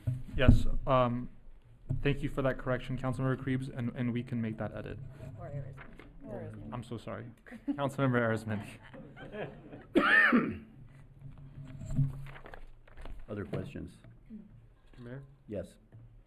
So, Commissioner Spears in Dallas asked for quite a checklist for film monitors. Is that part of the implementation plan for this ordinance? I believe there currently is a checklist, and I'd invite someone from Community Services to speak to that.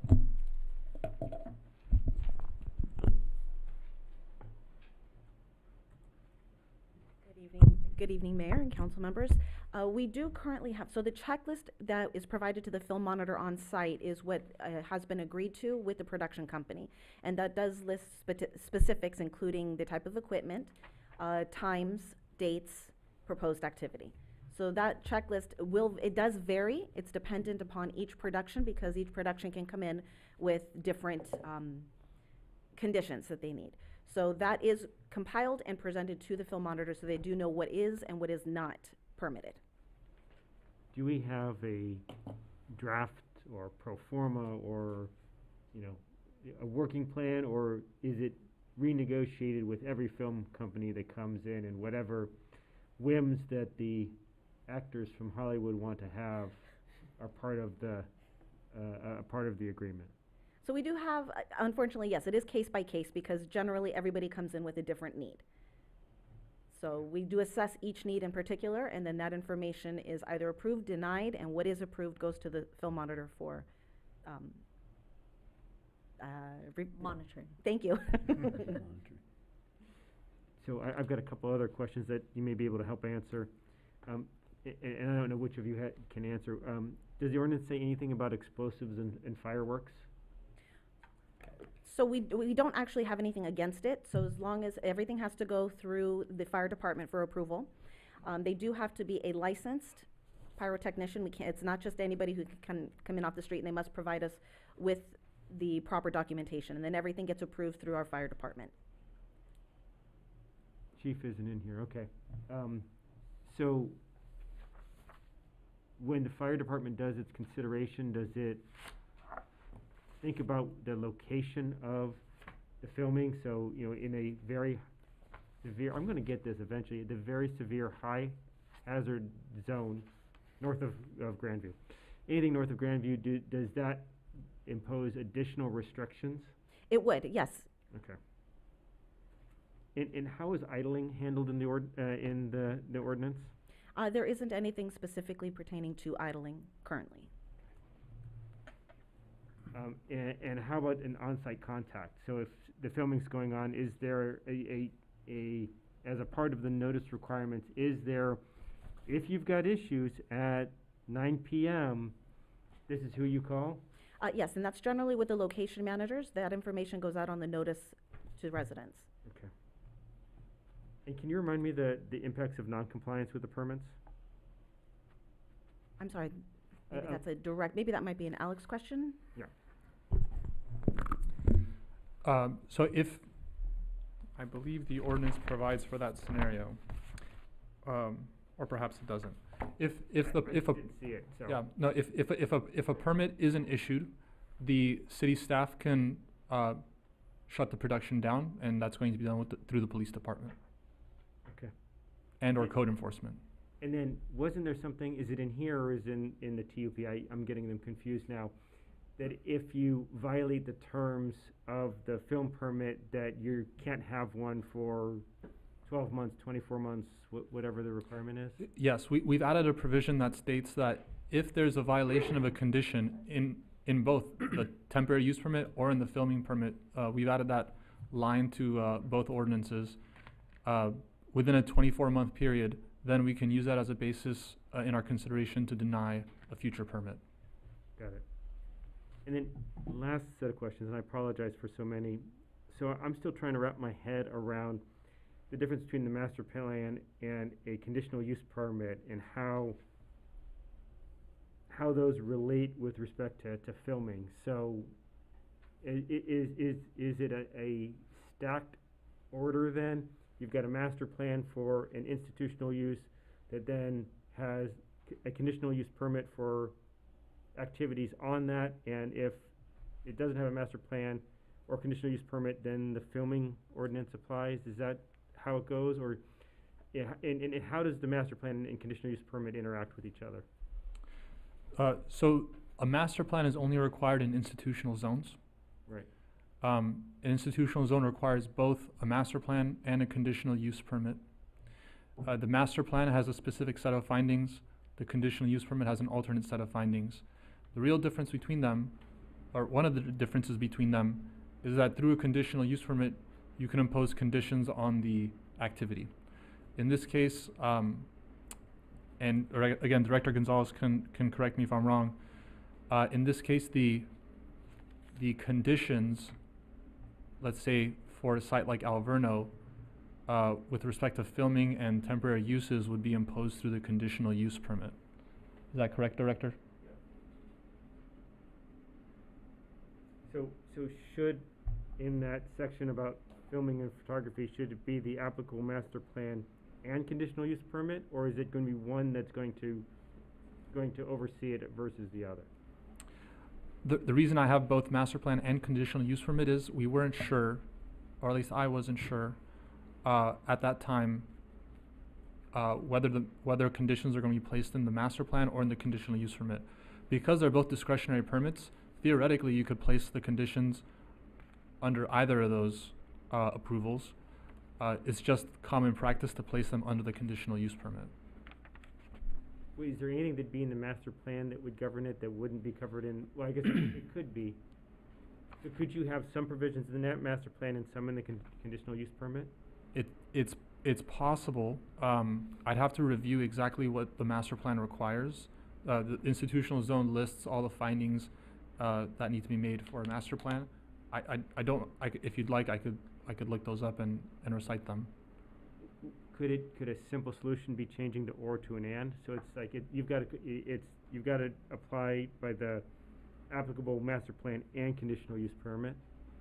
Well, I wouldn't make that amendment just because it might be the case that filming is regulated by one or the other, and it might also be the case that they have one or the other. There might be situations where they don't have both. I know You said that an institutional has to have both. Correct. In the city of Sierra Madre, because this ordinance was adopted after most of the institutional uses were adopted, a lot of them don't have master plans or conditional use permits. It might be the case, and again, Director Gonzalez can correct me if I'm wrong, it might be the case that some of them have a master plan, but they don't have a conditional use permit because this ordinance wasn't, these requirements weren't all added to the code at the same time. So there might be that disconnect between reality and on the ground and what the code requires. Okay. All right. Thank you. Mayor, Questions? Mayor, the fire chief is here if there's additional questions for the fire chief. Did you have some, Councilman Parkers? Chief, just quickly, so I was asking about explosives and fireworks as a part of filming permits, and could you talk to us about how you consider any ignition sources within the city? I mean, some of us still have a little bit of PTSD from the Bobcat fire, and so I'm just thinking about a firework going wrong and all of the Bailey Canyon going up in smoke. That PTSD still exists with us as well. So as city attorney was addressing it, those would absolutely be looked at conditionally. There's no requirements for us to do anything as far, especially if you're talking aerial fireworks or anything of the nature that we may see in a display such as a Rose Bowl or something. We would look at those individually, and so I can't comment on we would approve or disapprove at this point, but we would look at it. As far as the stunts or gags that they use in the movie industry, a lot of those are made to look like explosions and such, but are very well professionally done. Most of those are kind of with a pneumatic type of device, and it just is shooting out flames kind of deal, but always controlled. And those people that do those type of gags are licensed, and they have to present their license to us. We validate that they are able to handle any type of pyrotechnics, and if they're licensed to do so, transport them, everything else. And if the conditions are right, then we will look at approving those. I'm not sure if that answers it, but thank you. You're welcome. Other questions? Okay. We've exhausted our questions up here. This is a public hearing, so I would like to get the public in on this. We, I think, have yellow participation cards. Yes, Mr. Mayor, we have a number of cards. The first card is received from Janice Savoy.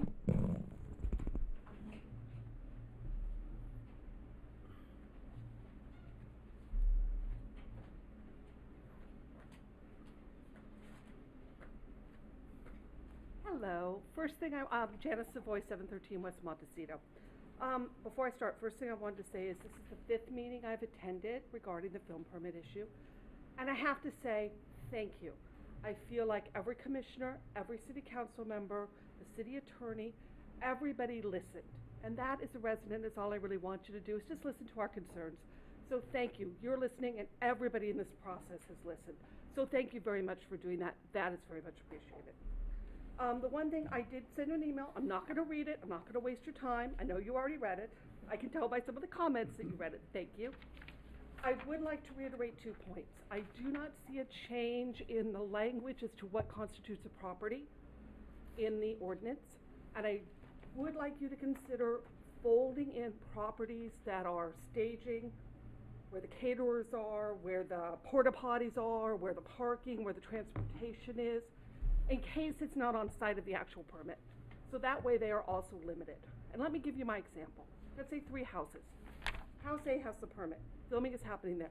But House B next door has a great lawn for catering, so they're gonna put catering on B's lawn. But C has a great driveway next door they can park their stuff in, so they're gonna put their stuff in C's driveway. They get to their 10 days and they realize we have more filming to do. We'll just get a permit for B now. It's a different property, and we'll keep going. We need more time. We can get a permit for C now and keep going. So that would be 30 days of filming uninterrupted. That's what I'm trying to avoid as a neighbor in the community. And I know we've talked about the signature process, and I know that the fraud case has now been taken to the DA, which is fabulous. Thank you for pursuing that.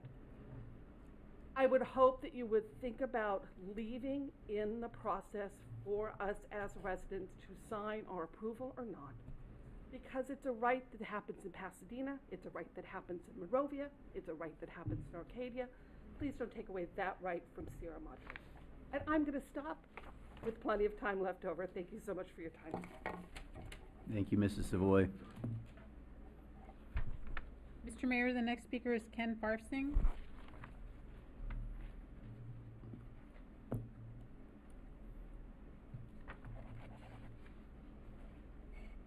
Thank you, Mr. Mayor, members of the council. Again, Ken Farsing representing Alverno Heights Academy. I had a couple of questions probably for the city attorney.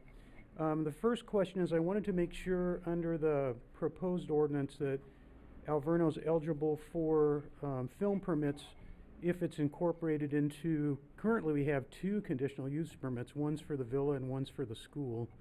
So whichever conditional use permit that would go into. Is that the intent of the ordinance? If you want to, you can. You're not obligated, but you can. So Mr. Farsing, you're correct. Alverno is applying for 2 separate conditional use permits, one for the villa and one for the school. And if filming is contemplated for both, then the filming conditions should be placed in both conditional use permits. Okay. Both individually. And with the petition requirement, could you explain the petition requirement briefly, or if you have that, maybe you could put it up? We can have the staff go back over that part of the, Okay, of the that'd be staff great. report for you when Alright. when we've heard all the public comment. Yeah, I appreciate that. We just had one comment on the on the proposed ordinance, and it came from the amendments from June 28th. The staff report indicates basically that the petition would be circulated to property owners and tenants, not or tenants. We believe it's more reasonable to request signatures from either the property owner if it's owner occupied or the tenant in the case of an absentee landlord. Regardless of ownership status, those living at the house are the individuals who may be impacted by filming. In addition, there's no public database available listing if a house is owner occupied or rented. Signature gatherers only find out if a house is rented once they contact the resident. A tenant may decide not to divulge that they are a renter. If a signature gatherer can determine the signature is from a tenant, the gatherer would then have to locate the owner, who may live out of the area or even out of state. And again, I think, Alverno, we're going to continue to work with the city on some reasonable filming regulations which balance the needs of the school and the community. So I thank you for your time. Thank you, Mr. Farsing. The staff report.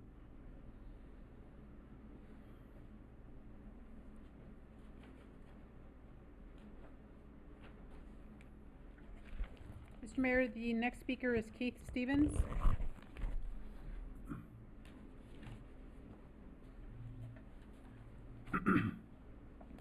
Hi, Keith Stevens, West Grandview. I'd like to yield my time to my wife, who I think has quite a lot to say tonight. I'm sorry? We can't really do that. We don't have that capability to yield time. So if you want to get up and say something, please be my guest. Okay.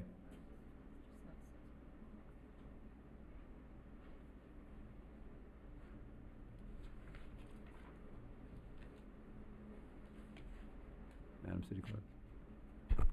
Mr. Mayor, the next speaker is Kristen Stevens. Ms. Stevens, I'll give you an extra minute. Okay. Yeah, I was gonna I'll give you ask. 4 minutes. Good evening. I don't know if I'm going to need that. We did provide you with a petition that we couldn't find, and we still can't find it, but some people rallied to try and quickly sign it again. Please, we don't see the language that we're looking for in this film code still. And so maybe that is why I would like to, I'm sorry, it's Kristen Stevens at Grandview. We do thank you for reading everything that we're sending. We understand the neighbors have given a lot of input. We tried not to inundate you with different emails and just put it into documents that I've been sending in to you. There are others who kind of do their own thing.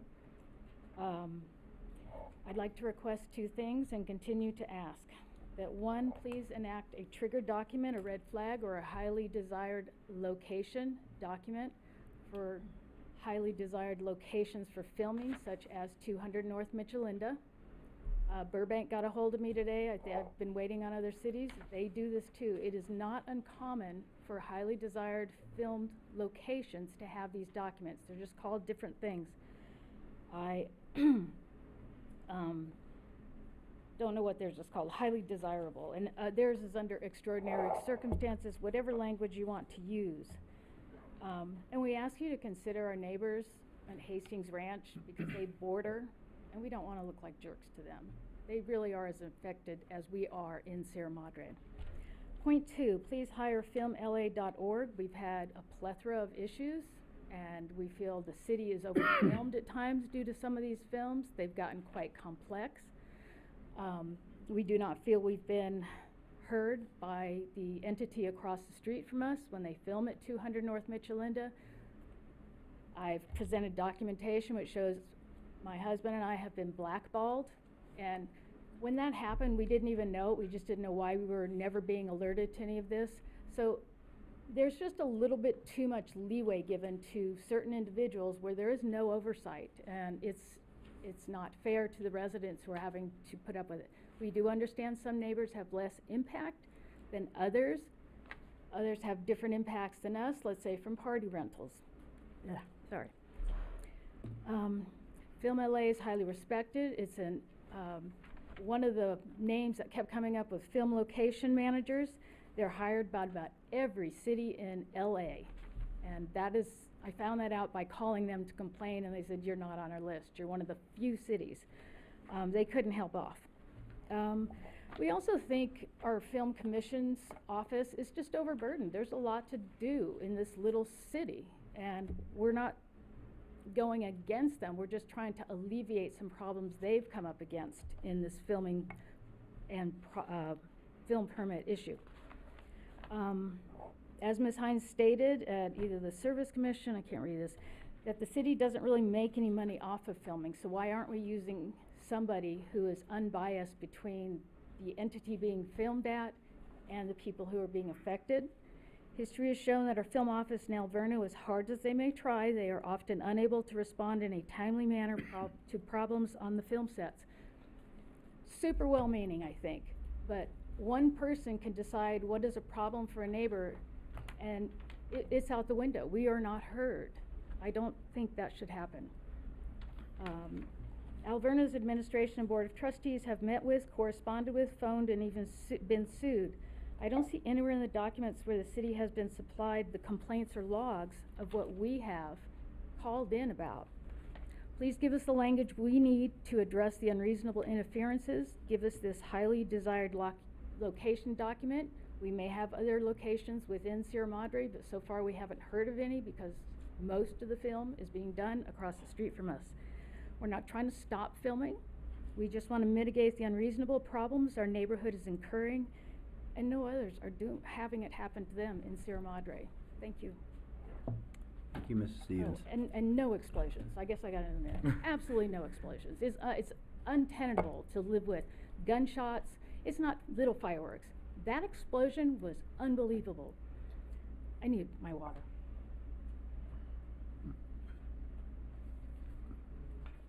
I appreciate this time. Aircon or Con Air was a film that also had an explosion. My husband was traveling. My children were freaked out when that happened.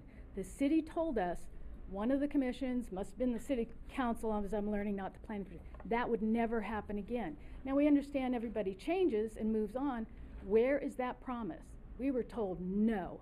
And it doesn't matter how our fire department, and they're wonderful, can work with this. They're agreeing to something we should not have to put up with. I mean, gunshots as well. In today's society, we don't want it. We don't want these explosions whatsoever. They can CGI it. I've done film myself. Thank you very much. Thank you. Mr. Mayor, the next speaker is Lisa Pulio.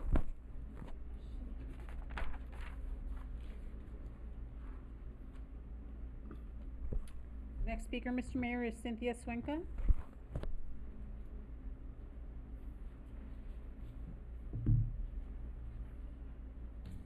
Good evening. I'm Cynthia Swenka, and I live at 239 Wilson Street. And I addressed the council on June 28th about Ordinance 1459. And I spoke about mostly the persistent noise and vibrations from the trucks and the generators, and I'd like to follow up. This also relates to an issue that Councilman Parkhurst just brought up. So on June 29th, right after the meeting, there was still production filming going on across the street from me. And having previously had a cordial dialogue with one of the location managers while he was gathering signatures, I thought I would reach out to him to ask about the noise since he had given me his contact information. So I wanted to confirm if the noise was a generator, and I was curious if there were additional mitigation options available. Unfortunately, my text was never answered. Now, I would like to point out that when I had previously texted this location manager on the 23rd, so 6 days prior, to let him know that my husband had approved the second signature sheet being distributed, one of the signature collectors knocked on my door literally within 10 to 15 minutes to get that approval. So this is my small example of how neighbors' questions and concerns are ignored. To whom do I reach out if there's an active disturbance during filming? And so I wasn't sure if it was the city film monitor. I think now said it was the location manager. But, you know, I have a copy of my text to show you. I mean, I sent a nice text, and I didn't get a response. But I got a quick response when I had something they wanted. So that's the one thing I wanted to ask about or have clarified is, who do we contact during active filming? Thank you. Thank you.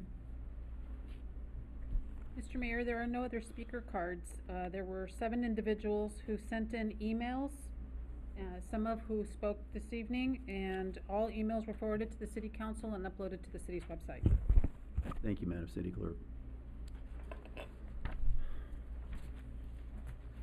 Okay, so we'll bring this back to council for deliberation. And also further questions if there are any. Oh, thank you.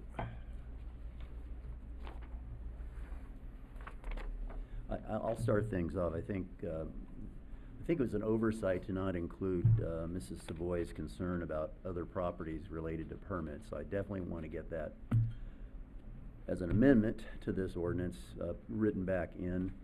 And I like the way she stipulated it's not just about parking, but anything pertinent to the filming shoot should be included if it's on another property. We can do that, right? Mayor, may I recommend then amending the definition for film or photography activity to at the end say inclusive of preparation, filming, strike, and perhaps even staging. Maybe someone from community services can explain to us, is staging different than preparation? Yes, it is. It is. So the staging site is more or less where they're going to have the working trucks. Working trucks can be anything from a 10-ton truck to a small pass van. So that would be the staging site. And I'm sorry, the second part of the... So if the definition were expanded to include, to be inclusive of staging, preparation, filming, and strike, to your knowledge... Perhaps a base camp instead of staging, because that's the common lingo used within the film industry. It is referred to as a base camp. Thank you. Would that satisfy them? That sounds great. Thank you. Can I follow up? Well, please. So we've talked about base camp, and then we've talked about where you might put catering, for example, or other things that are maybe more located closer to the actual shoot. Would that still be captured by that term? Because I want to make sure we're not... Yes, that is correct. Okay. So all encompassing of anything that's film related. As long as you're up here, if we exclude Alverno, what is the most number of days, including all of the base camp staging, filming, cleanup, all of that? What's the most number of days that we've had for an event in the last several years? In the last, so prior to the pandemic, several years prior to the pandemic, we had production in town that was 3 to 4 weeks in length. But on average, I'd say the longest after that point was about 20, 25 days. Was that 3 to 4 weeks at one location, or was that a production that was kind That of was at one hopscotching throughout? Okay. Any other questions for staff? No, we're good. Thank you. That's helpful. I would also like to I'd like to hear what council says about restoring the signature gathering. We heard in the last meeting, several people wanted to do that tonight. Again, we heard from Mrs. Savoy on that. I think that sounds reasonable, but evidently I might be in the minority. I'd at least like to know why I'm wrong. Mr. Mayor, I could support that. I think the reason the staff made the proposal as they did made sense to me, and it's on, I don't know, what is this, third page of the report, is, payments made to residents to secure signatures, it does not prevent a harm, but merely compensates for it, right? So in situations they're compensated for. There are residents that don't sign an application and they're not compensated for the inconvenience. Not all residents are paid an equal amount. In some cases, residents may engage in rent-seeking behavior to maximize their potential payout. So, there's six different points here, and putting a total limit in the year seemed to make sense to me because, again, all they need to get is 51%, and they can't go beyond those the total amount of days. So you think that's more effective than the signature gathering? It seemed to make sense to me. We can go back to the petition, but it does not mean that the project won't go through. They still probably can get 51% and not go to the homes that they know are not going to sign. So I think it still meets the purpose of getting input from the residents. I applaud what the staff was attempting to do to try and bypass that, but I don't think, I also can support a petition and reinstating that. My thought, and I thank you for those comments, and I concur with you on that, except to a point. We did just, at the culmination of our police department investigation, we did send information to the district attorney's office, and they are prosecuting vigorously the people who were involved in that those bogus signatures. So if I'm a believer in deterrence, I feel like if we made that known, it's probably already known in the film industry, that might have some deterrent effect and might help us support the signature gathering process. I guess I'm not going to argue with the substance of what you're saying because I think I agree with that. I'm just wanting to make the people around the around Alverno a little more comfortable with the whole process. I think that's what they were kind of telling us. But I like your other thoughts as well. So, my thought is, the film industry has figured out and will continue to figure out the people that will sign the documents. And, it may be anyone that signs it. I mean, at some point we may have some 10-year-old kid signing the petition that comes up. I'm more in favor of a notification. And that way people know that it's happening. So, if someone's not going to sign it, they're just going to start skipping that house. And then they know that it's happening. And to me, I'm more of let's make sure everybody has had notice that it's there. And then if they don't abide by the requirements in the filming permit, then we can have, then they can complain to the city and then, consider the potential revocation or suspension of future permits. To me, I think that's getting to the action that we want, and getting people aware of what's going on. Do you see the notice and signature gathering as exclusive of each other? That we couldn't do both, or we could. I think once you've got the notification, I'm not sure that if you're. Well, it's a timing matter more than anything else. I guess we have people who are telling us they're not being told because they've been blackballed. Right. We're being told that there were bogus signatures. Well, I really feel like we might have helped solve that already. Right. So then the real question is, will there be 51% of the people in the neighborhood support these filming events? So maybe a question for staff is, has there ever been a filming permit that's been denied that hasn't been able to get the 51 permits? I don't think there 51%. has. And That's if a good question. if they haven't, if they've always been able to get it, then isn't the notification more effective? And then your consequence to it is if they're violating the permits, then it takes up to administrative matters with the city. Yes, so to go ahead and answer that, we've had in the past situations where they weren't able to meet the threshold of 51%, and this is not an Alverno neighborhood I'm speaking of right now, and that application was denied. So there have been situations where that has happened. So in the Alverno neighborhood, there hasn't been any? That have been denied? Right. No, they've had to modify. So, for example, there was one recently where they wanted to film all night long, and they needed to get the 75% in order to film. They weren't able to get that 75%, so that was denied. Okay. But at the 51% So they were able, threshold? they went back down to, so they canceled that entire day, and at the 51%, they were able to get that. That was the one instance where that's happened. That's an example that I can give you. I'd have to research past. I don't have that information available. I guess I just want to know whether or not the 51% has been effective. It hasn't been If there are not 51% of the people in the neighborhood who want it, have they had a vehicle to express that adequately? Yes. When they've not wanted it, they've gone ahead and they just mark down no, they're not interested, and when that comes into the office, it's denied. Okay. And like, I know you'd have to do research to get an exact answer, so I'm not going to hold you to an exact answer, but can you give us any kind of, thumbnail, finger in the air type of thing of, does this happen once a year? Does it happen with, every other permit? Is it once every 3 years? I'm trying to get an idea of how often. The 51% really isn't difficult to obtain, and they generally go over the 51%. It's the 75% that has been the difficult number to reach. Okay. So it's very rare that it is denied at the 51%.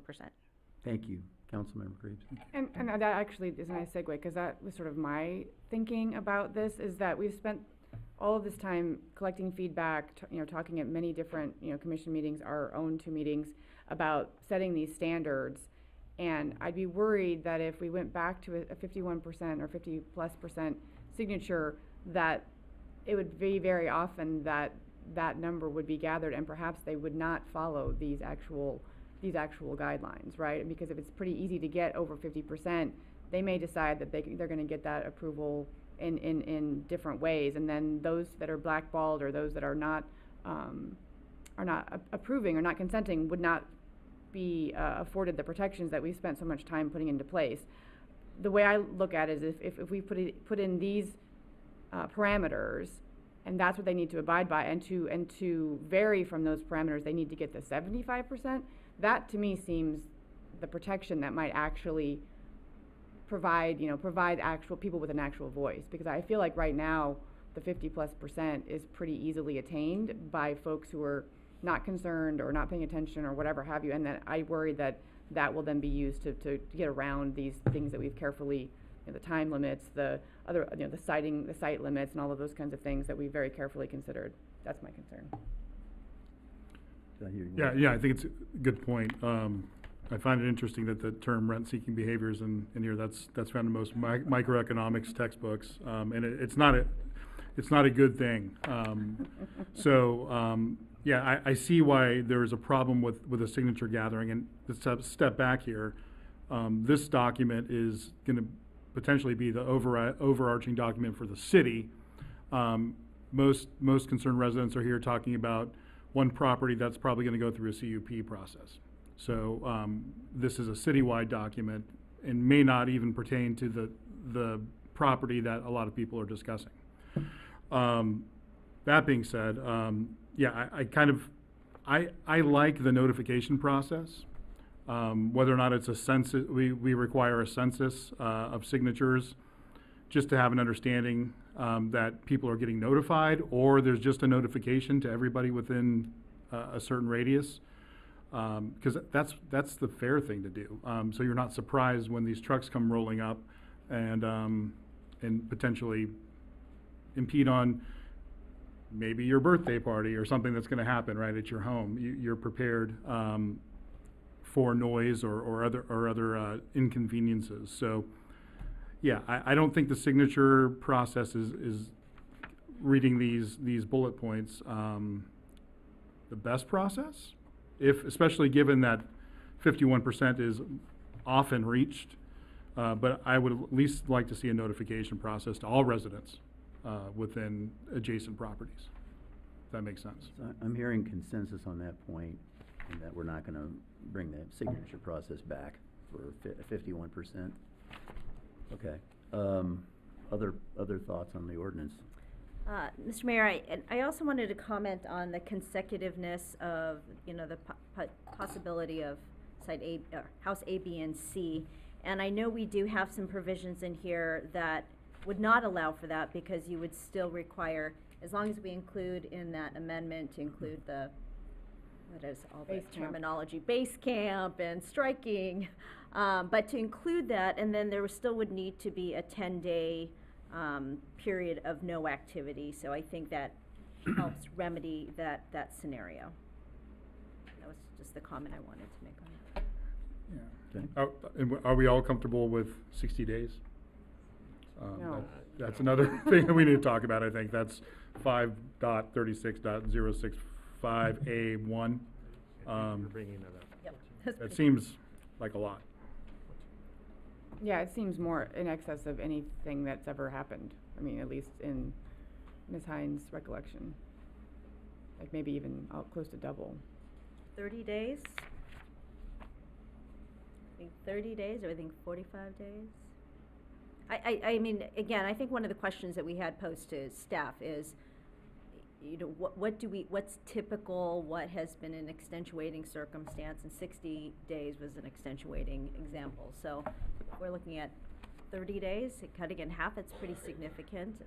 And would there be a process in order if, let's say, something kind of went wrong with the production and they could get 2 days on the back end, or, I don't know. You But, can get a TUP. I think they'd have to get the 75% signature. oh, that's the 75% signature Yeah, so threshold. anytime you're trying to deviate from any of these standards, Yeah. you just have to get 75%. I think that's fair. Yeah, I'm fine with 30. Do we want to hear from staff a little bit about duration, like average duration? I don't know. You probably don't have the statistics, but I'm sure you can give us an approximation. I don't have statistics with me, but my honest opinion would be that 30 days would be reasonable. We just have to keep in mind that it does have to be prep days. Sometimes prep days for certain productions can be 4 days, 10 days, and then they only film for 1 or 2. It depends on the look that they're trying to achieve. But So if that's you- the only thing that I ask, is that we keep that in mind. If the number of days, it will encompass all of it. But if they needed more than 30 days, they could do a variance and then 75%. That is the design of that, so yes, correct. And I think that's a reasonable process. And to include, oh, yeah. I know it's not in here, and so I'll bring it up at the end, but I do think we need to address idling. And this is not, it's not solely to filming or to temporary use. Our own water department had trucks idling one day when I was walking by, not our own water department, I take that back. Our contractor that was doing some of the water work had a truck idling, and so I've asked them to stop it. I think we should have an idling ordinance, so that as a part of this process. Mr. Mayor? Yes. So, a lot of the things I had sort of earmarked for consideration have been raised, but one thing I think we talked about at some point last meeting, although last meeting is a bit of a blur. I think we had talked about maybe moving back to the 250-foot radius with the concern that perhaps the 300-foot extended to properties that probably, or that may not be as heavily impacted, so would be more likely to be, permissive of a variance. So I would throw that out there to my colleagues to see if that's something. I think that staff recommendation, if I recall, was mostly just for consistency throughout the Notification the process. code, but I feel like we've gotten some pretty compelling reasons why 250 might be the right radius. Yeah, we definitely did discuss that last meeting, and I think we had near, if not a consensus regarding a smaller radius for the affected residents. Councilmember Krebs, then to confirm, is the council okay with keeping the notice at 300 feet, but the variance would be for 250 feet? That's Meaning, just what I was thinking. meaning more people would be given notice of the project, but a smaller group of people that are more affected would be given the opportunity to veto it through the 75% threshold. Yeah, that's fine by me. Reasonable. That's fine. I can work with that too. 300, no. So we have a list of amendments so far, you're keeping track, right? Okay. Does the city have a database of, that has complaints? So if you've got a production company that comes in and they're complaining about it, like, is there a way that you'd look up and you say, oh, this one, they get complaints all the time? Is there any, like, how do you track that? Is it a spreadsheet? Is it a database? Is it sticky notes? What do you use? So we, nothing that's formal yet, but we are working on putting something together that will address that. So we really haven't had repeat offenders they really haven't come back. If they've done something pretty heavy here, then they generally try to go to different locations. But we do, so those that would come back in, and a lot of film productions, I want to remind you, dissolve after a certain production has completed. So we may not get them back again. That's one of my concerns. Like, company ABC, maybe Paramount, right? A big company is the big, but then the production company is ABC, and then XYZ has the same parent, but it's a different production company. So how do we catch the bad actors, and how do we enforce that when they're just setting up shell corporations, and it's kind of a shell game, right? So with that, I would track who the parent company is, like you mentioned Paramount. Paramount is a large one. I don't want to single them out, but No, just as an example, as one of them. And location managers. So I definitely keep track of the location managers, because it's the behavior that I witnessed from the location managers, how they dictate that production company. And that's a red flag for me. Is that captured within our proposed ordinance? Councilmember Garcia, I just received an email from Paramount, a cease and desist. I threw a caveat out there. I was worried about that. I had to. Just throw a Disney or Warner Brothers in there. I have a question for city manager, and this is a little sensitive, but I think it's something we need to discuss. This idea of Film LA.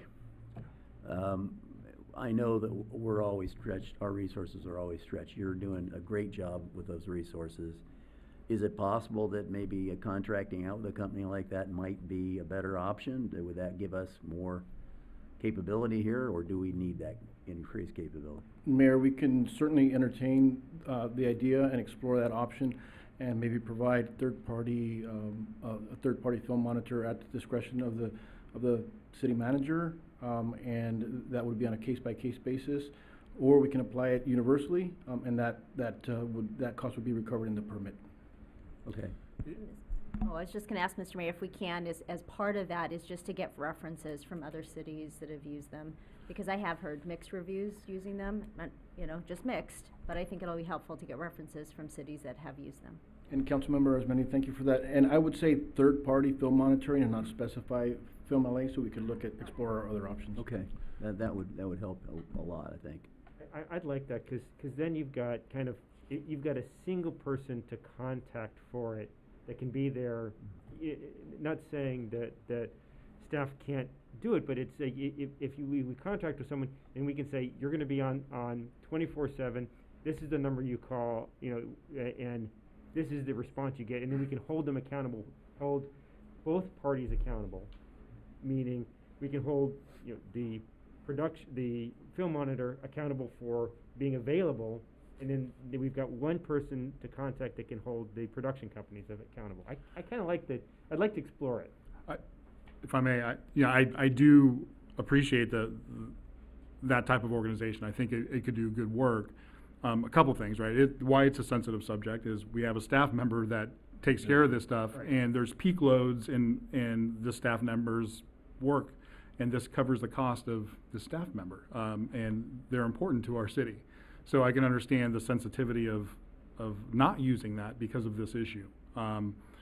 So I'm concerned about that. And also there's tribal knowledge, right, that the city staff member has that somebody from the outside wouldn't have. So I think that's also an important piece. So if we could find some kind of way to even have a production company pay for something like filmla.org or whatever it is, and also have some kind of stipend to the city to then keep our staff member fully employed and in part of the process, that's very important to me, given our small community services department. I just want to be very clear here. I think very highly of Administrative Analyst Hines. I think she's doing a beautiful job. This is not about her at all. This is just about enhancing our capabilities. More eyes, more ears, more capability to deal with, obviously, people who are bad actors sometimes, and that's just that seems to be the lay of the land.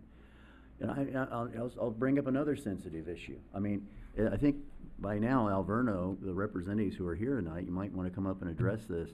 By now, you realize that this is a very big issue in this part of our city. And it would seem to me that maybe you could meet us halfway and maybe bring a person out, pay a person who's trained in this area to be a kind of ombudsman, somebody who could, when there's a filming taking place, it could be there during all those hours, who is trained to deal with the neighbors and could maybe go the extra mile when there are reasonable complaints. I'm getting the impression that that's just not happening. I could be wrong, but it certainly seems like this may be an area where we could make some improvements in the general situation. Hi. Hi, good evening. Julia Fenari, head of Alverno Heights Academy. We do have someone on site. It's Andrea Bertolini. She's there at all filming.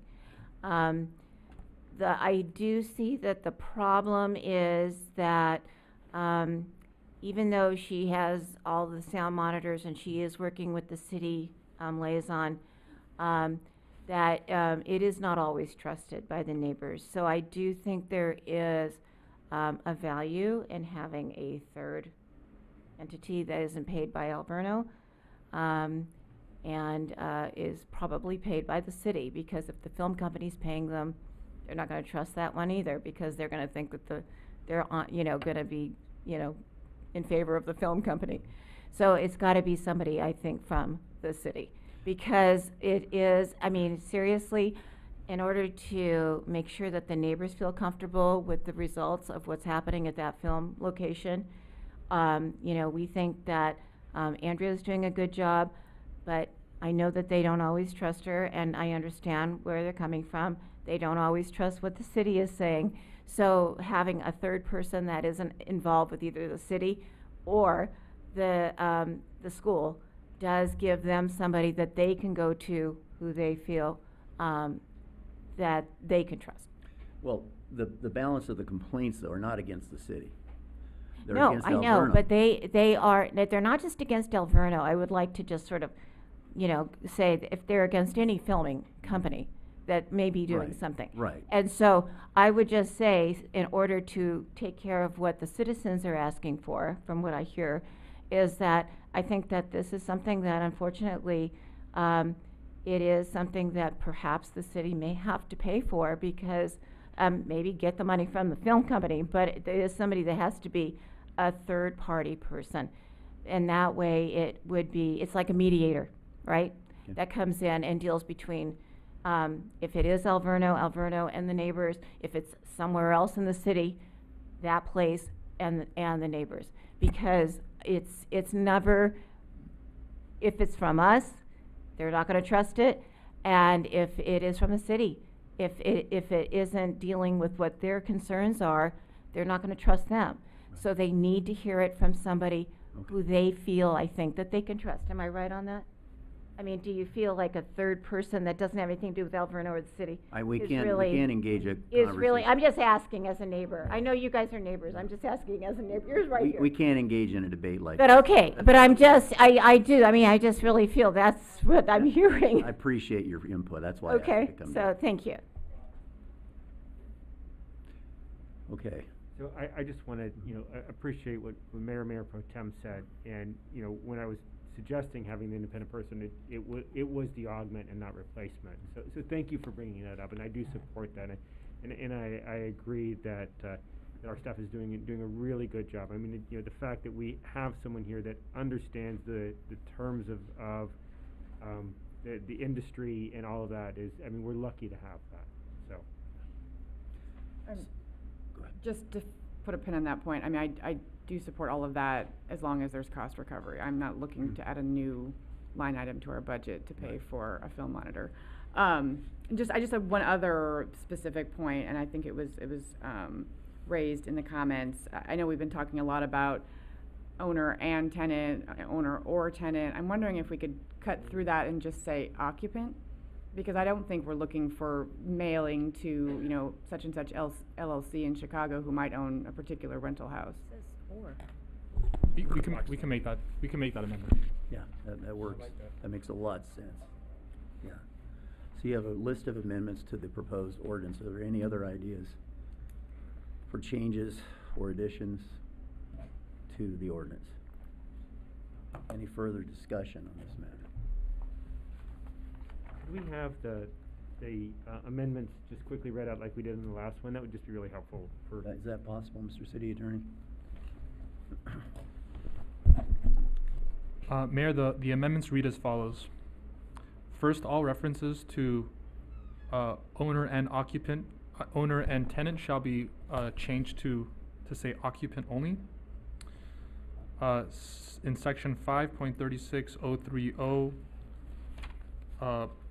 subsection F, the definition of film or photography activity will include the line inclusive of base camp, preparation, filming, and strike. Section 5.36.050, the provision regarding the exemption for institutionally designated sites shall include language clarifying that it applies to both those sites that have a master plan or conditional use permit that don't reference film or photography activity, as well as those that don't have a master plan or conditional use permit to begin with.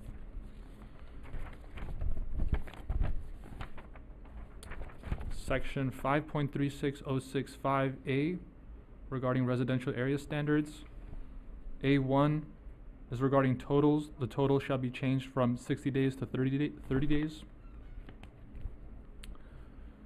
In section 5.36065A10 regarding the variance procedure, the notice for the variance will go out to residents within a 250-foot radius, and that same amendment will be made to the non-residential area standards.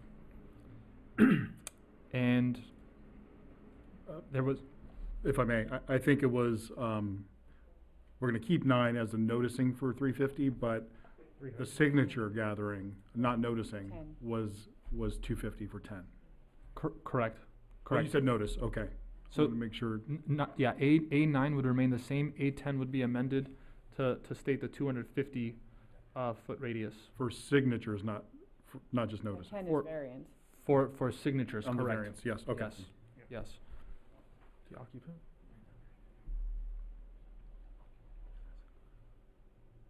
Sites included? Yeah, I mentioned that. Section 5.36065B8, A and B, paragraphs A and B are amended to state 7 a.m. through 10 p.m., not 11 p.m. And those are all the amendments, Mayor. And 9, right? 9 as well, for 10 p.m., right? 5.36065 9. 9.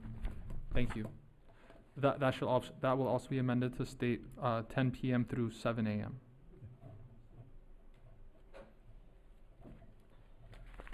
When we speak of that, are we talking about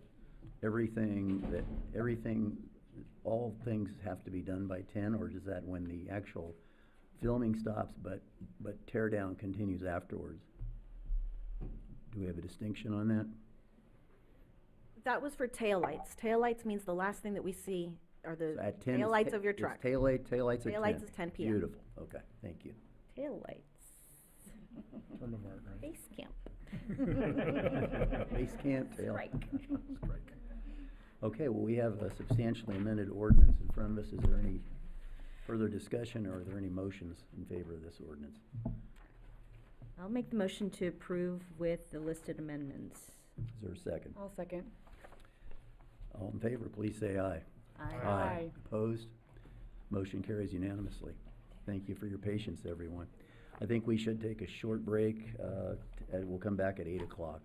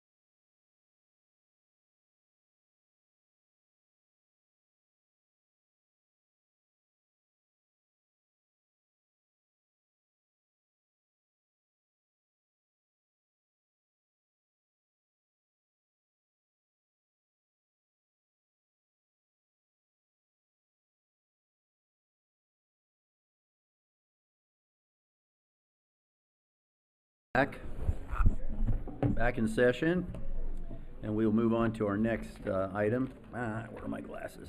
I really couldn't understand that. It's really difficult for me.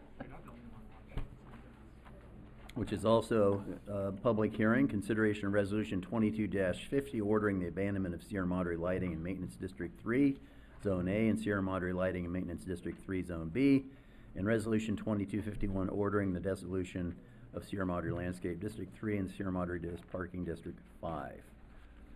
And we have our staff, Ms. Galiski, up right now. Hi, good evening, Mayor and Council. So this is the last public hearing for this evening regarding the dissolution and abandonment of the 4 downtown assessment districts. These have been replaced by the Downtown Landscaping and Lighting Maintenance District. That district, the Downtown Landscaping and Lighting Maintenance District, was approved and created in January 2021. And this means that the 4 districts that were operating prior within those boundaries need to be abandoned and dissolved pursuant to their respective formation codes. And tonight's public hearing is the final step of that process. City Council on June 14th approved resolutions 2223 and 2234, declaring the intention to dissolve and abandon those districts. That is Sierra Madre Landscape District 3, Parking District 5, Lighting Maintenance Districts 3, Zone A and Zone B. And at tonight's public hearing, we are here to take public comment and hear any objections on the dissolution and abandonment of these districts. So it is recommended that the City Council open the public hearing, receive any testimony, and adopt resolutions 2250 and 2251, ordering the abandonment and dissolution of Downtown Lighting District 3, Zone A, Zone B, Downtown Landscaping District 3, and Downtown Parking District Number 5. And with that, I'm happy to answer any questions. Other questions? Hearing none, that's a great staff report. Short and sweet, that's the Short and goal. sweet. Thank you, Management Analyst Kanowski. So I will open up the public hearing and see if we have public comment on these items. And I didn't think we would, and we don't. So we are back. What's your pleasure, colleagues? Move to adopt? Yeah. Is there a second? I'll second. We have a motion to adopt the staff recommendations as written. All in favor, please say aye. Aye. Aye. Opposed, nay. Motion carries unanimously. That was easy. Yay. It's only the 5th time. Which brings us to the discussion item. Is it a discussion item? Yes. And that is the citizen petition for initiative measure to change the general plan use designation from institutional hillside and the zoning designation from institutional hillside management for Madre de la Rosa property, and city attorney's report prepared pursuant to Elections Code 9212 and resolutions 2243 and 2244. Mr. City Manager. Thank you, Mayor. City Attorney Garagosian will be presenting. It's a hat trick. It is. It's a hat trick. Thank you. Please. Mr. Mayor, at the City Council's June 14th meeting, the City Council was presented with a number of election-related resolutions and a citizen's petition for consideration. After review of the citizen's petition, the City Council directed City Attorney Garagosian to prepare an Elections Code 9212 report. That report is before the City Council this evening for discussion and for receive and file. The City Council is being asked to do a number of things. Make a decision regarding the initiative, to adopt it without alteration, or to submit the initiative with, to adopt it without alteration or submit without alteration to the voters at the November 8th election, or to call for a special election to be held before November 8th. The City Council is also being asked to consider resolutions number 22-43 and 22-44. And the last alternative is that the City Council may continue this item for no more than a period of 10 days.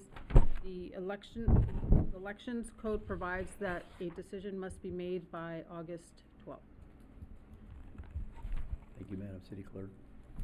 It can only be continued by 10 days. Yes. Okay. 10 Heard it days, right. up to 10 days. Mayor, I'll be presenting on the 90-12 report. But before I do, I just wanted to take a moment to thank members of the community who provided their input regarding the 90-12 report. I received a lot of comments, both from opponents and proponents of the initiative, providing very helpful feedback and sharing their questions with me ahead of time, which helped me prepare for today's presentation. So I'd like to thank all of them for that.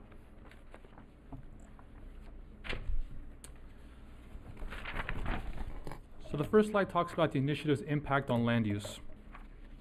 In short, the initiative proposes to make a general plan land use amendment. The amendment is from institutional to residential, low-density hillside. The initiative also proposes a zoning map amendment. Again, that's from institutional to hillside management zone.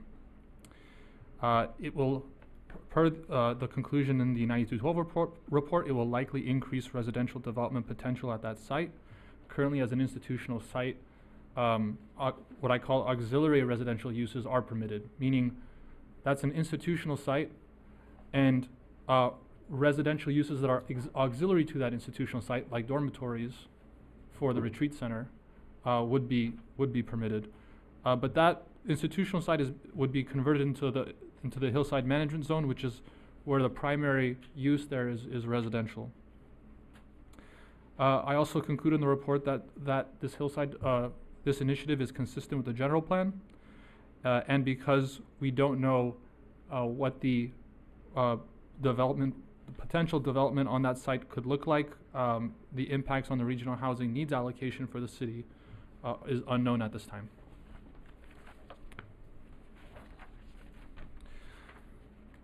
So in the 9212 report, there's a section dedicated to how the retreat center and the Stations of the Cross would be converted into a non-conforming use under this initiative. So quickly, an explanation of what that means. A non-conforming use exists when the specific land use was lawfully established in its time, but was made unlawful through the passage of a general plan or zoning map amendment. So for example, if a hotel was constructed in the R1 family residential zone before the adoption of the zoning code, and our zoning code requires that have a conditional use permit, then that hotel would be a non-conforming use today because the R1 residential zone would require that hotel to have a conditional use permit.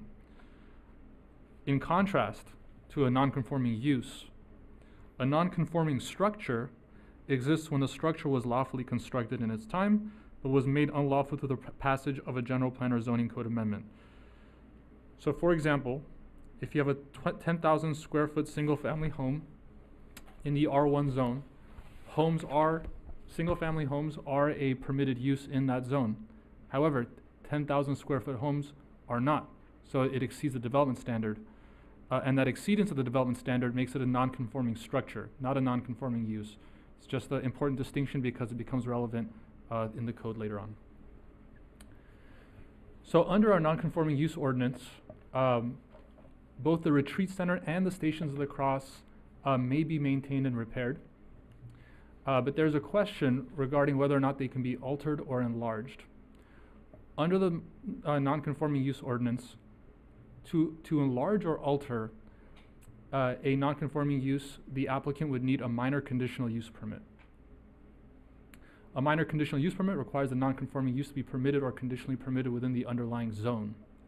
The underlying zone in this case is the hillside management zone. The hillside management zone says that all uses in the R1, permitted or conditionally permitted, are allowed. The R1 zone conditionally permits churches, temples, other places of worship, recreational centers privately operated, or nonprofit organizations, and there's a whole host of them. So the first question is the retreat center a church, temple, or other place of worship, a recreational center privately operated, or a nonprofit organization? I just pulled these terms because I thought the best argument could be made using these three. And frankly, I think it's unclear. It would require a formal director's interpretation to determine whether a retreat center is a church or a recreational center or a nonprofit organization. I will note that, unlike generally speaking, it's the city's practice to have a fairly charitable interpretation to allow for land uses. The hillside management zone, however, is pretty stringent in its guidance on interpretations. It says that should any conflict or ambiguity arise in the application to an RH zone lot or any two or more provisions of this title, the more restrictive application or interpretation shall apply. So while we currently don't have a director's interpretation on point, because this is a matter of first impression, and because we won't have one until an actual application is submitted for a director's interpretation, I'm unable to conclude at this time whether or not the non-conforming use is actually permitted.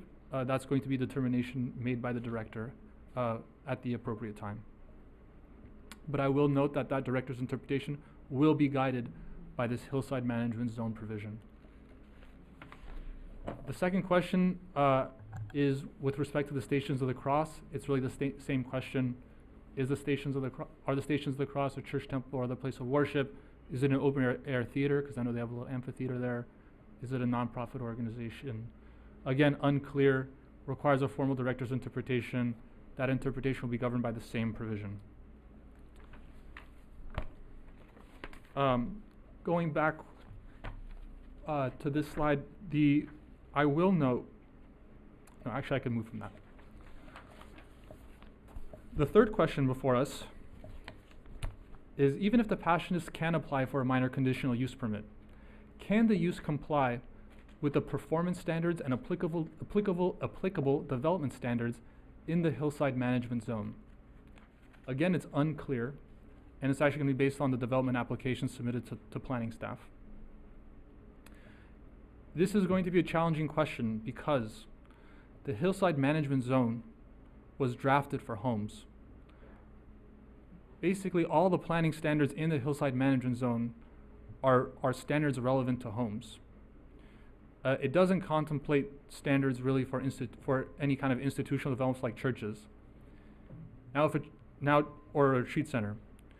If you just assume for a moment that the retreat center can apply for a minor conditional use permit, and now it is subject to all these hillside management zone regulations, automatically it's going to be in violation of many of them, including gross floor area, lot coverage, height, etc. So the question, there are two methods by which they can get around these standards. The hillside management zone allows for a potential modification of standards that allow where it achieves the purpose of the chapter, and the other method is a variance potentially.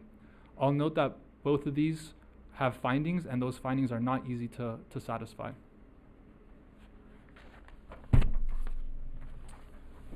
In the 9212 report, we contemplate 6 different development scenarios, and we look at the maximum density and maximum gross floor area for each. And I will go through each of them one by one. So first is the Meadows project itself. The Meadows project, as you may know, contemplates 42 units with a maximum gross floor area of 3,775 square feet. As of the last Planning Commission meeting, the developer has proposed a 25% minimum at a lower threshold of 3,200 square feet, a maximum of 35% at 3,650 square feet, and a maximum of 40% at 3,775 square feet.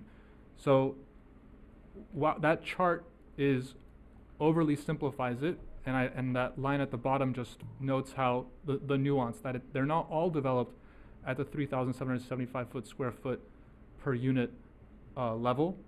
There are degrees, and I'll be making qualifications like that as we go through these different types of developments.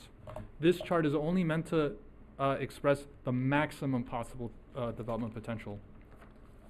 Next, the Meadows project with ADUs and JADUs. So each single family home can have up to 1 ADU and 1 JADU on site. An ADU can be attached or detached, but a JADU must be attached.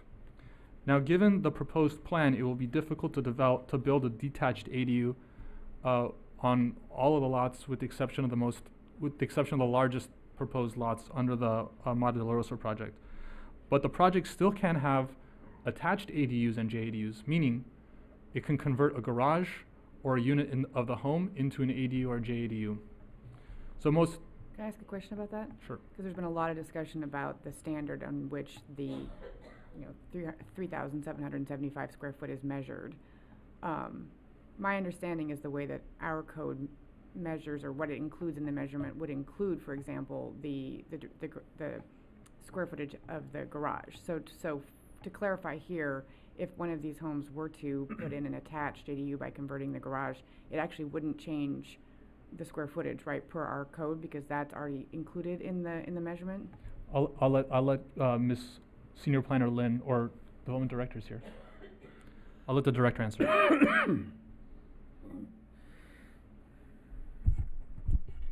At the Last Meadows public hearing, the applicant indicated that they would use the definition of gross floor area that's currently in the R1 zone. So that would be inclusive of the garage.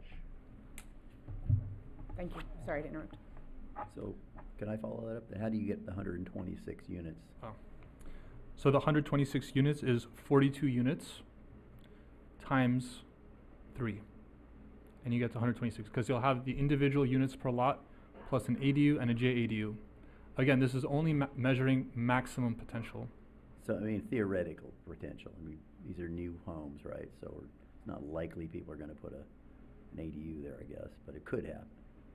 Yeah, if the development director or director of planning would be willing to speak to maybe what the percentage of ADUs are that are developed in the city, to maybe get a sense of how many ADUs are constructed and what we can expect realistically, as opposed to the maximum potential. And as you're answering that, can you talk a little bit about the process? Like, what does it take to get to an ADU and JADU? So you get a brand new home, and magically JADUs and ADUs appear. Like, how would you get from point A to point B on this? So basically, the applicant would apply for an accessory dwelling unit application, and staff would evaluate that, render a decision. It's a ministerial decision. Even if it were a part of a project going before the Planning Commission cannot weigh in on the ADU. They'll recognize it on plan, but cannot weigh in. The ADU could be appealed, but generally it's approved without an appeal, and they apply for a building permit, and then they can move on with construction. So it's a fairly simple process, and it's meant to be streamlined as well by the state. In terms of the number of ADUs, in terms of percentage, it's really less than 1% of our total housing stock of just over 3,800 square feet, or 3,800 housing units. Currently, in fiscal year 21-22, we processed 26 applications, and we actually approved 18 of those 26 applications or constructed. So you're giving us a figure of about 1%. Probably less than 1%, yes. So in this case, that'd be a lot less than 126 units, right? Right, and 126 units, again, just measures the hypothetical maximum, right. not what realistic development would be under that. Right. So basically, we're saying if every single of the 42 units put both a JDU and an ADU on, that's where we get to the 126. Correct. And Director Gonzalez, sorry. Of all of the 1% of the housing stock out there that have ADUs and JADUs, what percentage have both? Very few. I think we processed 2 applications. Two what? 2 applications. For JADUs or? Yeah, JADUs and an ADU. Okay. 2 applications in the last year, in the last since inception of the JADU ordinance. Which was, Let's see, maybe back in, when was that, 2018? 2017, it was adopted, 2018 it took effect, yeah. so in the last 3.5 years, there have been 4 applications of JADUs and ADUs. Have there ever been any?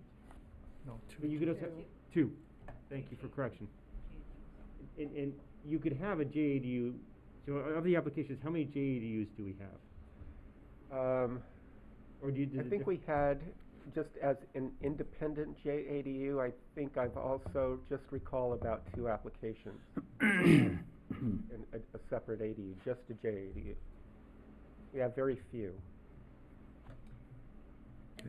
Mr. Mayor, for Director Gonzalez, I also heard you say something less than 3,800 square feet that. 3,800, out of the 3,870, Oh, I 85 see. units in the city, residential units. Understood. Okay, thank Yeah. you. Okay. Okay. And would the limit still be, if you had an ADU and a JADU, would you add on square footage? You would add on square footage, correct. So it all depends on if the site would allow for, some of these smaller sites wouldn't really allow for the ADUs, a detached ADU. Right. Because a detached, because of, it could be slope, it could be setbacks. There are different issues that might prevent that from happening. But it could be in addition to, and if it was in addition to, then you'd have potentially an additional up to 1,200 square feet of ADU as a detached ADU. Most likely what you'll see with respect to the Meadows project is you'll probably see attached ADU, so garage conversions, and that would be encompassed in the maximum gross floor area of the home. So here the maximum is 3,775, so you'd probably have the home wouldn't, a larger home wouldn't be built to accommodate the ADU for some of these sites. For others, you would have a separate ADU. So you could get to 5,000 square feet? Possibly, yes. Yeah. Yeah, for a detached ADU, correct, yeah, on a larger site you would. Okay. Moving on to the next scenario. Development potential for the Meadows under the base density assumptions of 17 acres. So this section only analyzes the lower developable portion of the site. These are the same 17 acres contemplated for development by the Meadows project. And currently, because there's a 2-acre minimum per lot, the 17, and you round down, you would only be able to build, you would get 8 lots in a subdivision, and you would only be able to build 8 units. Those 8 units would be would have a maximum gross floor area of 6,500 square feet each. Now, under the state permitted standard, we're still looking at those same 17 acres, but we're incorporating elements from SB 9 and the ADU law. So under SB 9, there's something called an urban lot split provision, which allows for ministerial subdivisions of each lot in the hillside management zone. So those 8 lots would be divided into 16. So we have twice as many lots now. And under, through either a combination of homes and ADUs or duplexes, you can build up to 2 units on each of those 16 lots, which gets you to 32 units. Now some clarification here regarding the total square footage. If you reach that 32 unit number by combining a single family home and an ADU, the maximum you would get is a 6,500 square foot home and a 1,200 square foot ADU. And that was per council's direction when we adopted the ADU ordinance. Council directed us not to include the ADU square footage in the square footage requirement for the underlying primary dwelling. So the maximum there is 78 or 77. Correct, yeah, 7,700. Right. And could, if someone, so let's say. For ADUs and homes. But, And yeah. could you do a lot split before development? So if the land is there and the land gets, the 17 acres gets sold off, the developer buys it, and they can go, could they immediately go to 8 parcels and then do a lot split? And like, could you, you know, before a shovel goes in the ground, could you get to 32 units? That, I would have to consult with the planning department on that, because that would require a tentative tract map, and then that would require an SB 9 permit application for a urban lot split, and then that would also require a development application for duplexes or an ADU in a single family home. There are a lot of different steps there. I don't know if they can all be, I don't know if our code contemplates lumping them all in together. So I can't answer that question at this time. Okay. But to the first question, if it was just raw land and there were 8 2-acre lots per the hillside management regulations, those lots could be split into 16 before houses are built? Not, before houses are built, yes. At the same time, meaning we do the 8 lots and then the 16, I think they'd have to be, they're separate approvals and they have separate processes. I guess what I'm getting at is the application of state law to the 2-acre minimum essentially makes it a 1-acre minimum if they can pretty much immediately do a lot split under the state law. Right, because the tentative tract map process would go to the planning commission, and then they could do, after that, once they get their approval, they could have the urban lot split, right, before they apply for homes. And the urban lot split would be a ministerial thing. It wouldn't even go to the planning commission, Correct. right? So they, Ministerial. so the planning commission approves the 8 lots, and then they go back, the day after they go into the planning department and say, now we want to do lot split on the 8 lots. Correct. So, one other permutation. So you now have 16 lots, 1 acre. What's the maximum square footage for a house on those 16 lots? Is it still 6,500 or does it drop? It's still 6,500. So you could have 16 houses, 6,500 square feet. Correct. And That's fairly realistic. And at a maximum. The ADUs, obviously, their maximum is set at 1,200 square feet. And I'll note that there's a question regarding the duplexes. When we brought the ADU ordinance before you, the council talked about and clarified for staff that the ADUs are to be, the gross floor area for ADUs are to be excluded from the gross floor area calculation for the primary dwelling. Council did not have that same discussion regarding the SB 9 duplexes, so it's not clear at this point whether the SB 9 duplex, so 2 separate units on the same lot, are both subject to the 6,500 square foot standard, or they're independently subject to the 6,500 square foot standard. That's clarification that staff is going to seek at some later point from the city council on that point. And thankfully that was brought to light by members of the community who raised that concern.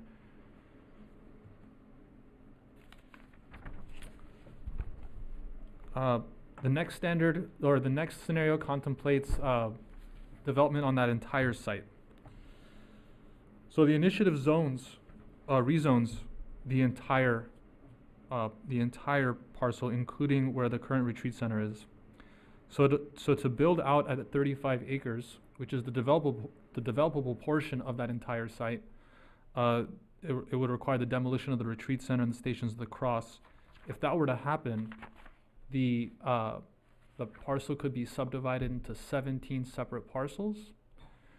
And on those 17 separate parcels, you could have 1 unit each, so you could have 17 total units at a maximum gross floor area of 6,500 square feet. Again, if you take into consideration SB 9 and the ADU law under this last scenario, it'd be the same thing. You get the 17 units, 17 lots. You multiply by 2 because you do the urban lot split, and you build 2 units on each of those lots, and you can get up to 68 units at the same gross floor area limitations that we discussed under the 4th scenario. A comparison of. So we're looking at almost 500,000 square feet of, residence, essentially. I trust your math, I can't do it Well, that fast in my mind. 442,000, yeah. That's 68 times 6,500. I think. Yeah, yeah. Yeah, Any further- yeah, go ahead, just thinking. Plus the 1,200 ADUs. That's included, I think. No, maybe 1,200 square foot ADU would be extra, yeah, on top of the 65. A detached ADU, I should say. A detached ADU, correct. So there's so this next slide compares the potential benefits. And so under the Meadows project, the public facilities fees, which are otherwise known as development impact fees, that are collected on every single development in the city. Under the Meadows project as contemplated, you would have roughly 2.6 million in public facilities fees. Under the Meadows project with ADUs and JADUs, you'd get the same amount because the city council waived public facilities fees for all ADUs and JADUs. Under the 17-acre base density development, you would get about 500,000, and that's just because there are a fewer number of units. If the 17-acre state density is permitted, you could likely get more, and that permutation would contemplate not ADU development but duplex development, because ADUs again are you waive public facilities fees. So these are all maximum potentials, of course. 35-acre density, base density is 1 million, and 35-acre permitted state density is 3.1 million. Now, other benefits that are only available through the Meadows project include roughly somewhere between a $910,000 and $983,000 payment to the city for implementation of net zero water use strategies, the transfer of a turnkey public park to the city, the payment of park and landscape buffer maintenance expenses through the creation of that community facilities district, so that the maintenance of that park wouldn't come from the city's coffer, it would come from the property taxes of the 42 units that are developed at that site. And conservation easements on a lot above the retreat center. Currently, the developer and the Passionists are contemplating 3 different easements. The two parcels directly to the north of the retreat center, and the development agreement is also contemplating carving out the northern portion right above the retreat center to create a separate parcel and to also place a conservation easement on that parcel.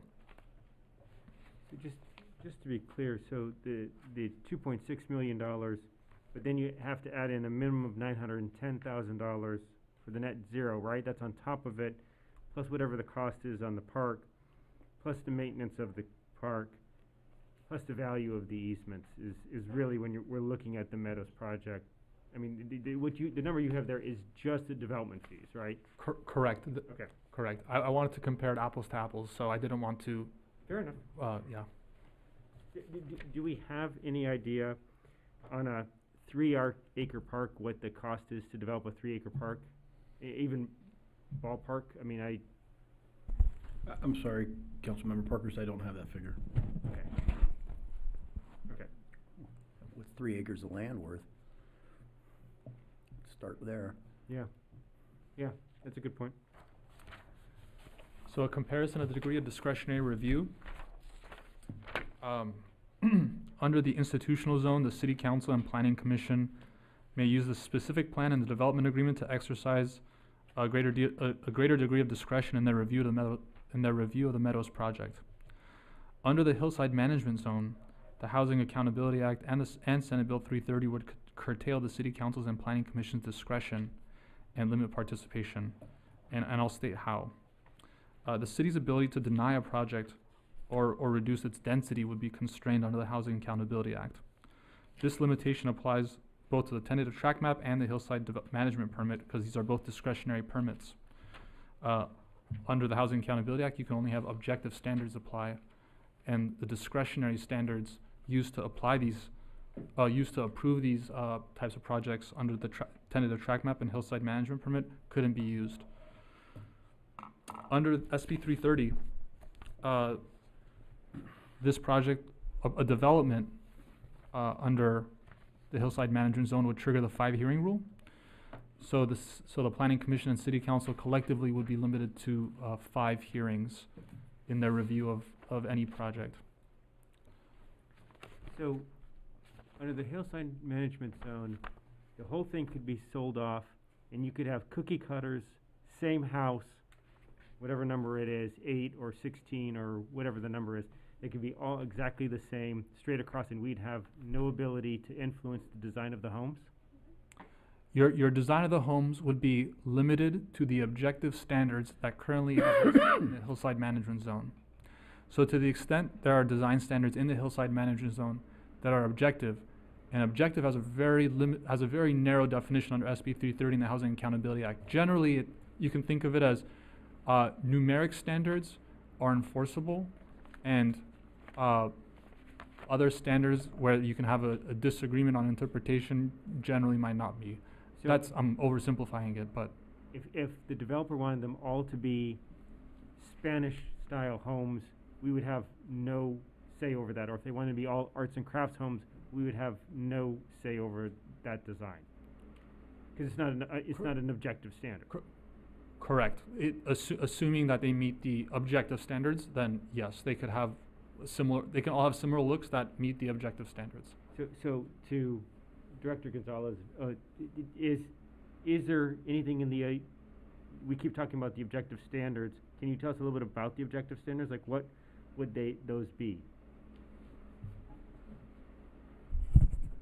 So objective standards will have to be able to be quantified. So if you say that the building has to be, the second floor of a unit has to be modulated or stepped back maybe 5 feet from the side yard or 15 feet from the front setback, those are quantifiable objective standards. We could have height and angle plane and all of the very technical thing that the Planning Commission looks at, but style would not be one of them. That's correct. And there'd be no special plan at all under the hillside zone. That's correct. So it could be, it would have to follow the zoning of the hillside management zone in the development of that. Right. Okay. Correct me if I'm wrong, Director Gonzalez, but you can have objective standards that are qualitative as well. Now, they're not all just quantitative. They can be qualitative as well. You can.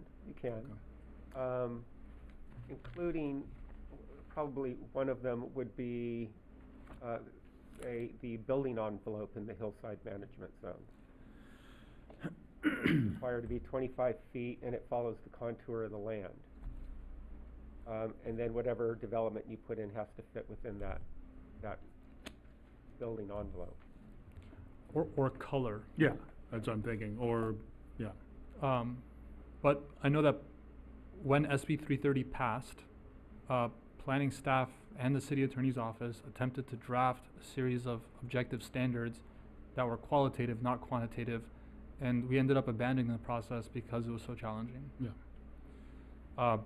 If the city council desires to have qualitative standards in the hillside management zone, I would recommend hiring a consultant for that purpose. Lastly,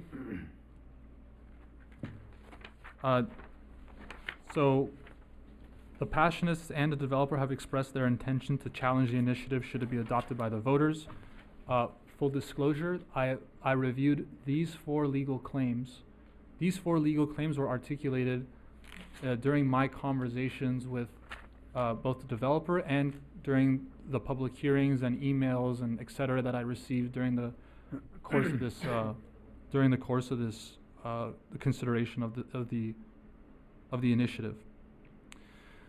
And so I didn't look at other I didn't look at what the entire universe of legal claims would be. I felt that level of review was too exhaustive. I wanted to limit it to just what I've heard the opponents of this initiative alleging.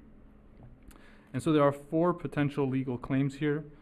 A Religious Land Use and Institutionalized Persons Act alleging unlawful discrimination and substantial burden on the Passionists' exercise of religion. 2, a California constitutional claim alleging an unlawful form of initiative.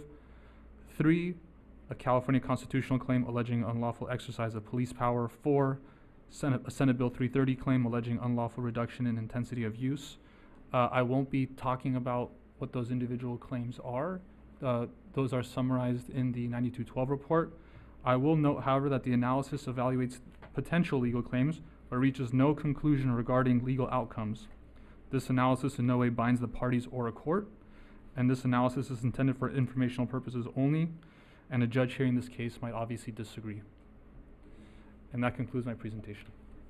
Alex, on this last point, I know you said that you limited your review based on potential legal claims that have been communicated of the proposition.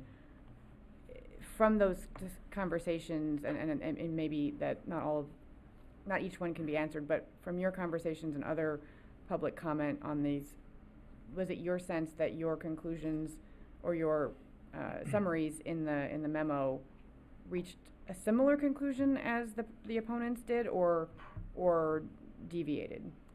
It deviated. The opponents claim that all four of these claims are colorable, and they believe they can win on all four.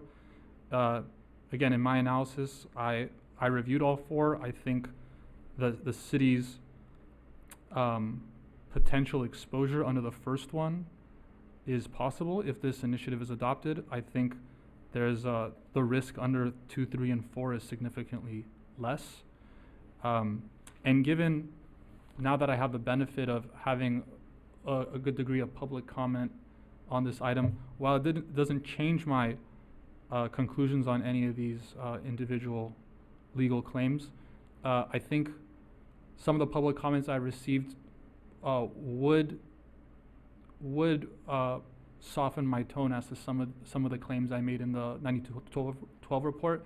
For example, I think I make a claim in the 9212 report that the development of the reconstruction of the monastery would not be permitted.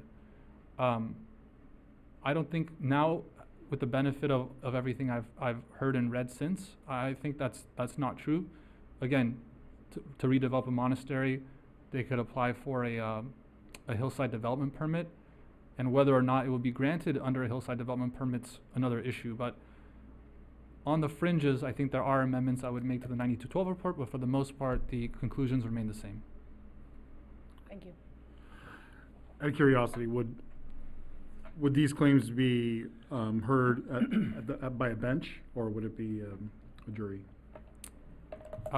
Most likely a bench trial. Okay. And thinking about this, as far as the building that's up there, the retreat center, let's say this passes, gets on the ballot and passes, and the passionists say, you know what, we're going to sell it all and move to Ojai and buy a piece of property up there, or whatever it might be. What about that building? Is that building protected, or could it be knocked down if you know? It's not a historical landmark, and so it can be demolished. Director Gonzalez, is there any kind of demolition permit or anything that's required for demolition of that retreat center?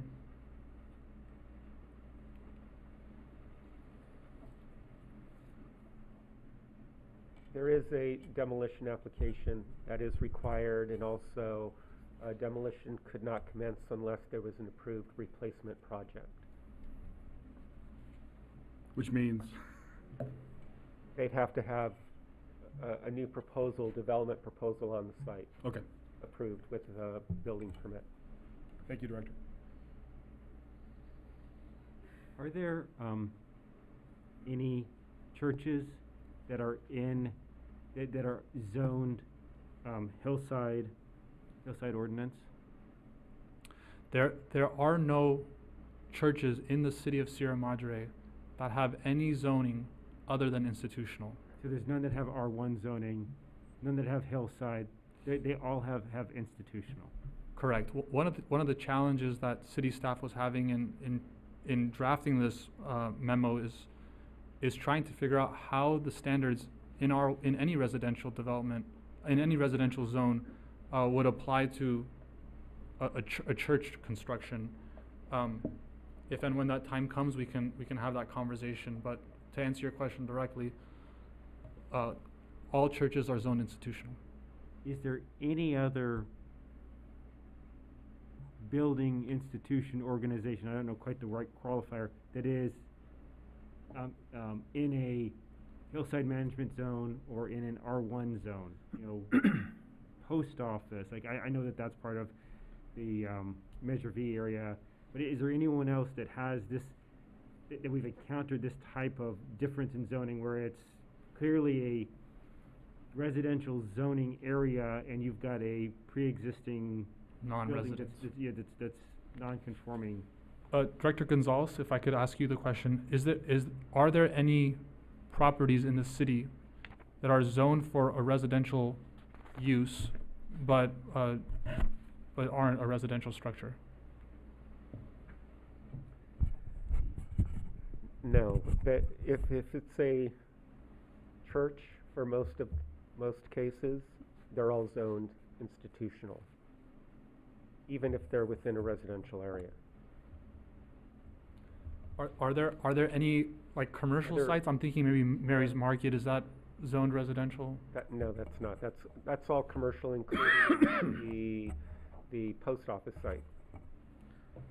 It's all part of Measure V, part of the commercial zone. And the church on Lima and, was it Adams? Laurel, maybe? That's institution, that one? That's institutional, yes. In a slightly different question, so the homes that are on Sunnyside that are immediately south, are they hillside management?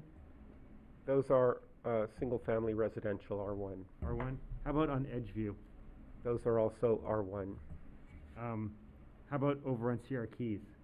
Those are same R1. Crestvale? R1. Grove? All R1.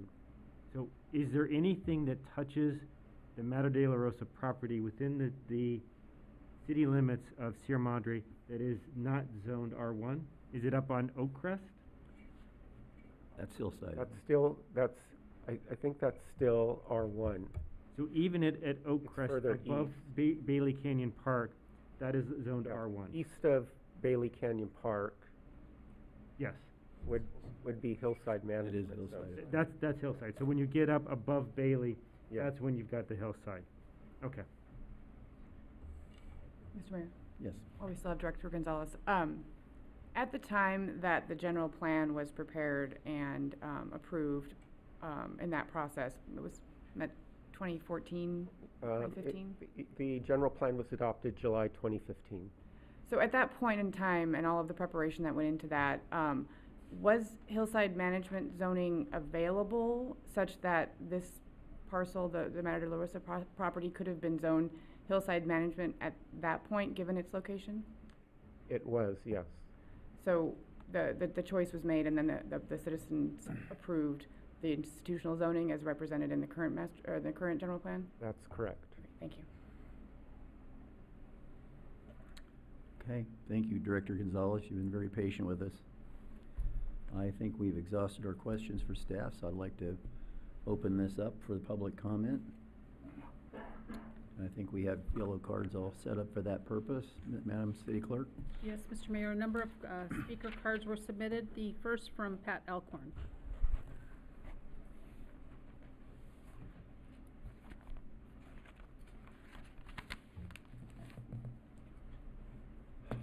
Mayor Goss and City Council members, I'm Pat Alcorn, and I'm a resident of Sierra Madre and been a homeowner since 1964.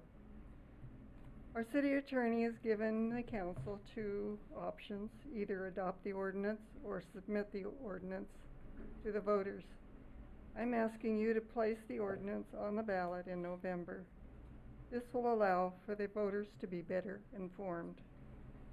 There's been a lot of dialogue in the past months on the Mountain View News and in the Sierra Madre blogs, but there is a limited audience, and the word still has not reached a vast majority of the voters. This ordinance would be devastating to the Passionates, as well as the city and the citizens. One major concern is that the passage of this ordinance may well drive the Passionists out of Sierra Madre.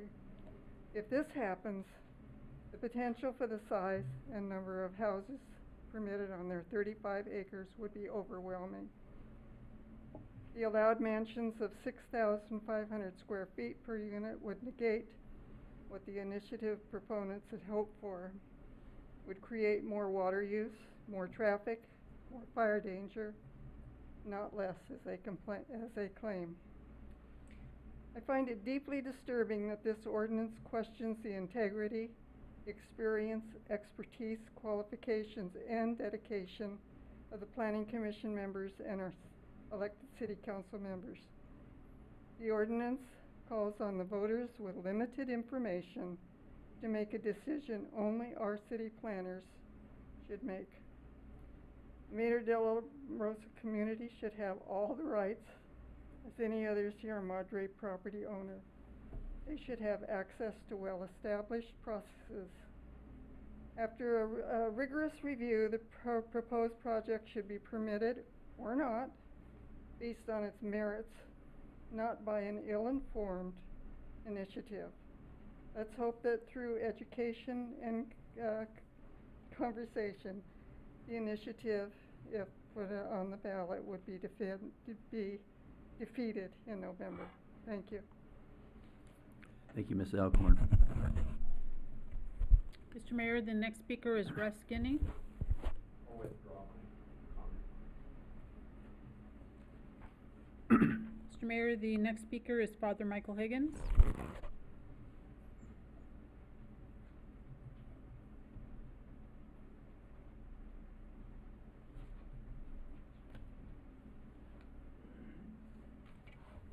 Good evening.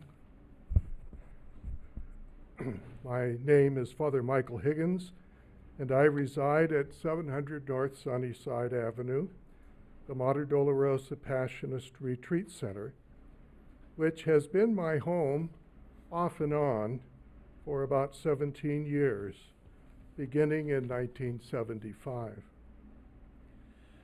As you have heard previously, the Passionists have been part of Sierra Madre for nearly 100 years, and we plan to continue our ministries here for at least another 100. Over our 10 decades here, many homes have been built along the perimeter of our property, and I know of no time when we interfered in any way with their plans or wishes. Instead, we have always tried to be cordial and peaceful in our relationships with our neighbors, the city, and its citizens. I am therefore baffled by the desire of some to severely and unjustly damage us as this initiative would do should it pass. I sincerely hope this is because most don't understand what the initiative will do to us. So I appreciate the steps the city has taken in requiring this report on the ballot measure that the city attorney presented tonight. While that report laid out the various ways the initiative would harm us and the considerable legal exposure it would create for the city, one critically important matter was not mentioned at all, and that is the harm it would create for the hundreds or even thousands of spiritually searching people. All churches and religious institutions, including Madre de la Rosa, have an obligation to do what we can to what we refer to as responding to the signs of the times. Through the years, we have added and removed buildings and reconfigured our site for one reason and one reason only, to respond to the changing spiritual needs of our retreatants and the visitors that have come to us over time. Your report covers how the initiative would curtail our ability to continue to do this, but it doesn't address the result of these constraints. It doesn't say that if passed, this measure will keep hundreds or even thousands of people who would have come to us for spiritual care and guidance from being able to do so. You're going to have to wrap it up, Father Higgins. That is a truly terrible thought. I just want to thank you all for your attention to this, and I hope that as we look at this together, we can educate the people in Sierra Madre as to the very unfair and difficult consequences. Thank you very much. Thank you, Father. Mr. Mayor, the next speaker is Filippo Fanara.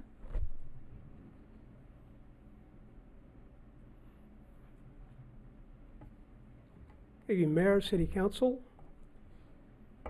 I'm Filippo Fanara, President of the Board of Directors of Madre de Rosa Passions Retreat Center.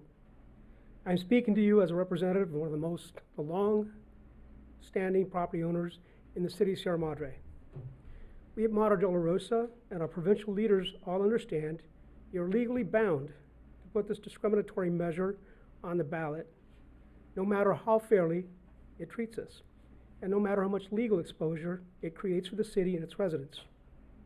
I will therefore limit my comments to some of the reasons why it is so unfortunate that your hands are tied as they are. Of course, you must be very concerned about the findings your city attorney presented in his analysis of the initiative's impact. He made it clear that the initiative severely constrains the Passionless alternatives to develop their property for religious purposes, and that it targets the Madre de Rosa property exclusively. No other property is being done. What is being done to us is being done to anybody else, making it likely the city would not survive a challenge brought under our LUPA. Proponents of the initiative may hear this and say that we are threatening to sue the city, but they're putting the blame on the wrong place. It is they who have discriminated against us and threaten our future. So if it is they that created this situation, this mess.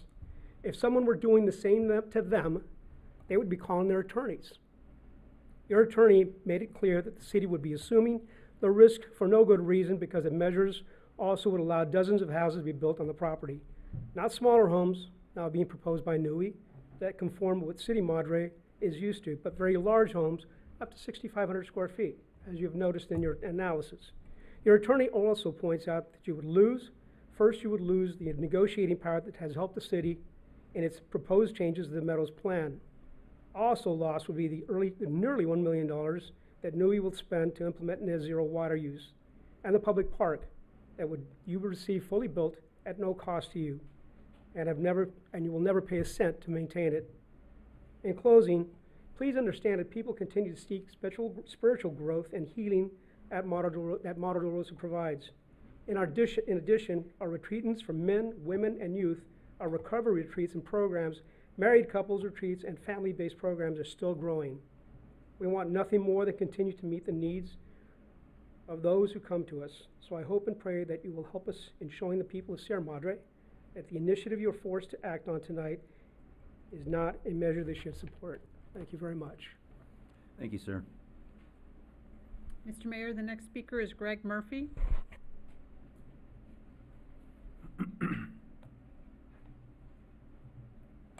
Honorable Mayor, council members, my name is Greg Murphy. I'm with the law firm of Burke, Williams, and Sorensen. We are local land use counsel for the Holy Cross province of the Congregation of the Passion, which has its principal offices in Illinois, and is the umbrella organization for the gentlemen that you see here before you tonight and who are active ministering in your community. I know you've received my letter about the initiative of a few weeks ago. In light of that, I will not repeat myself or go into too much detail or legalese. At least I'll try. Let me start by saying that I and my client are very aware that under the California Elections Code, your hands are tied. You must either approve the initiative yourselves or put it to the voters. We respect that. We would never ask you to take an action that would violate your legal duties. We simply ask that you put it to the voters and let the political process work itself out. With respect to the initiative, the report prepared by your city attorney and the responding analysis by the initiative's drafter that I believe you've received a few thoughts for you and for the voters of the city. First, let me be clear, the initiative will harm the Passionists. You've heard it already, you'll continue to hear it tonight. The Passionists will, they must, in fact, assert their legal rights if that harm does come to pass, when that harm comes to pass. Second, the initiative states its purpose is to keep Madre de la Rosa operating as is without any expansion or change. This is a burden. It's clearly a burden. The responding analysis that you've received yesterday or today now claims that Madre de la Rosa can change, in direct contradiction of the drafter's own language in the initiative that she drafted. As that drafter knows well, the specific language of the initiative will control over the general language of your zoning code. And as the long and fairly involved explanation of the potential process by which Madre de la Rosa might make some change in the future indicates, there will be a substantial burden on the religious exercise of the Passionists.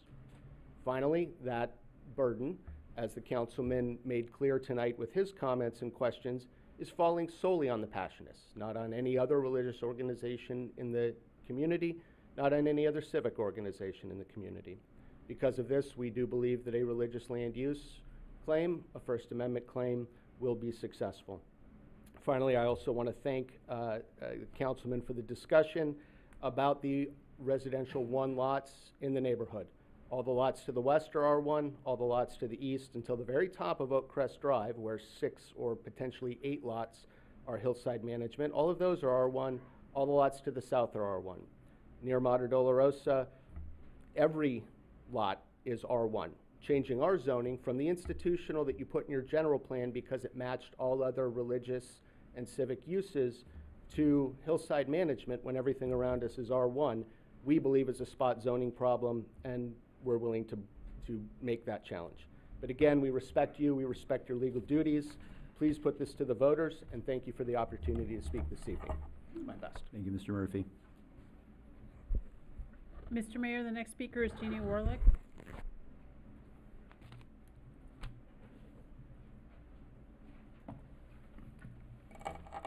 Good evening, Honorable Mayor and council members.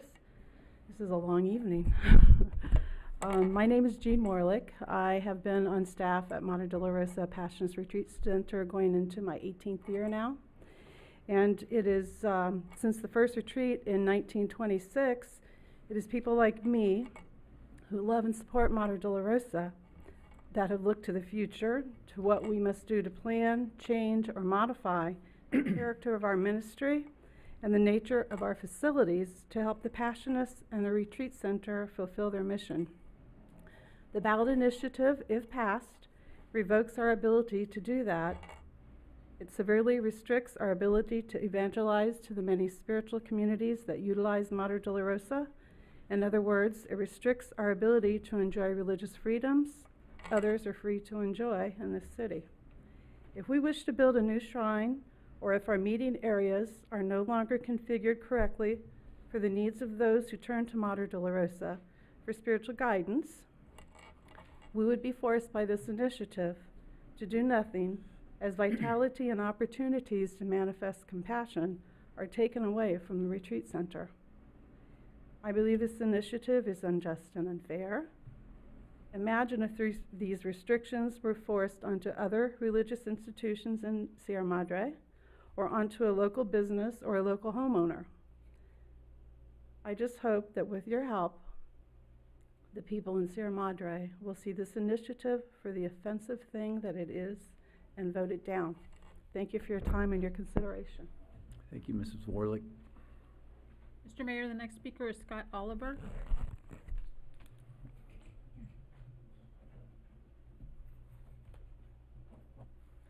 Scott Oliver, 144 West Carter Avenue. In regards to a lot of comments made over several of the past meetings about misinformation in obtaining the signatures for the initiative, I got a lot of signatures. And the information I gave out to all the people, Manzanita, Sunnyside, Lima, Grandview, I walked all those streets several weekends. It was the copy of the new urban developers' plans.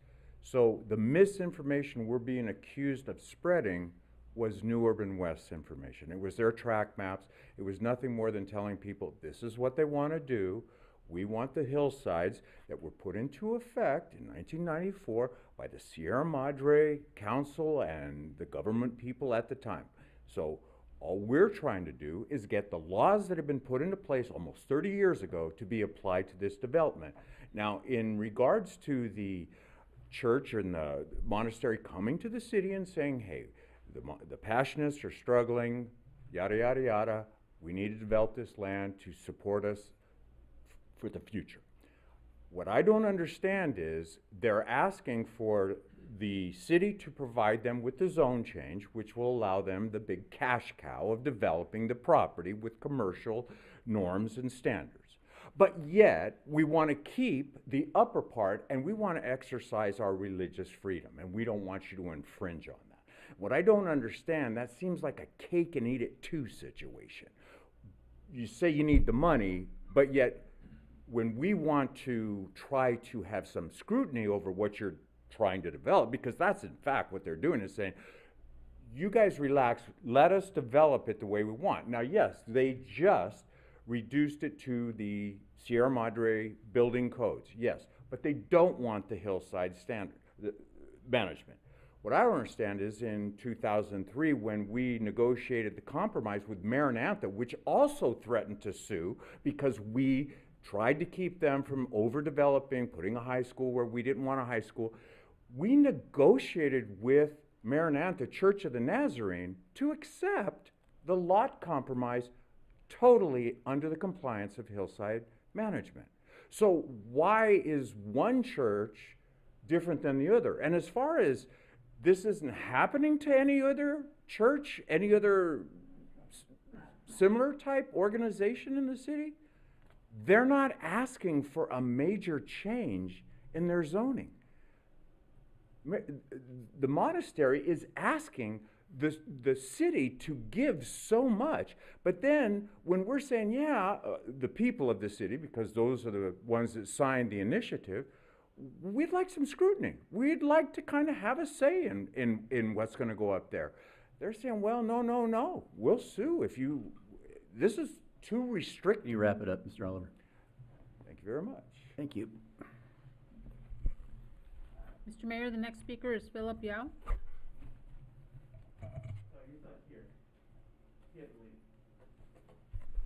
The next speaker is Tricia Searcy.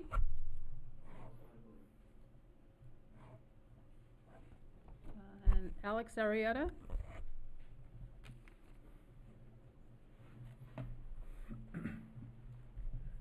Good evening. A couple of things. First of all, on spot zoning, as the attorney for the monastery states, our own city attorney indicates in his report that a claim of spot zoning would not prevail. Okay? Most of the other properties that are directly abutting the hills are hillside. No question.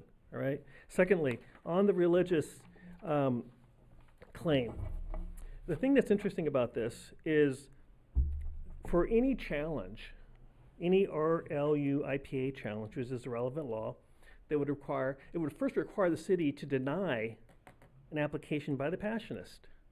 If such an application were granted, there would be no burden on the Passionist religious exercise, and therefore no potential violation of this law. So nothing about the initiative draws a distinction between religious uses and non-religious uses. The initiative's express intent is for religious use at Madre de la Rosa to continue. It's the intent of the voters that the existing retreat center, the Madre de la Rosa Passionist Retreat Center, continue as a pre-existing non-conforming use under the provisions of the Sierra Madre Municipal Code. There's no threat of a meritorious substantial burden claim under RLU IPA. The initiative itself is not susceptible to a challenge under this provision. Instead, as the own city attorney has acknowledged, a substantial burden claim can only arise if the city had denied some sort of request from the Passionist. However, under the hillside management zoning, churches, temples, and other places of worship are conditionally permitted uses. So there is no basis to conclude that an application by the Passionist for such activity would be denied. That is, a Passionist can therefore seek a conditional use permit to construct or expand it in connection with their operation as a place of worship. There is simply no basis to conclude that an application by the Passionists for such activity would necessarily be denied. If the application were granted, there would be no burden on the Passionists and no possible violation of the relevant law. So you continue to hear about, and you've heard from them tonight, there's no question that this is a religious organization. There's no question that this is, people go there for spiritual. You've heard several of the Passionists speak about that tonight. So there's no question around a claim here. There's no basis of it. But you continue to hear that because it sounds threatening and it sounds offensive. The reality is there's just no factual truth to it. So please don't buy into that. Again, nothing about the initiative draws a distinction between religious uses and non-religious uses.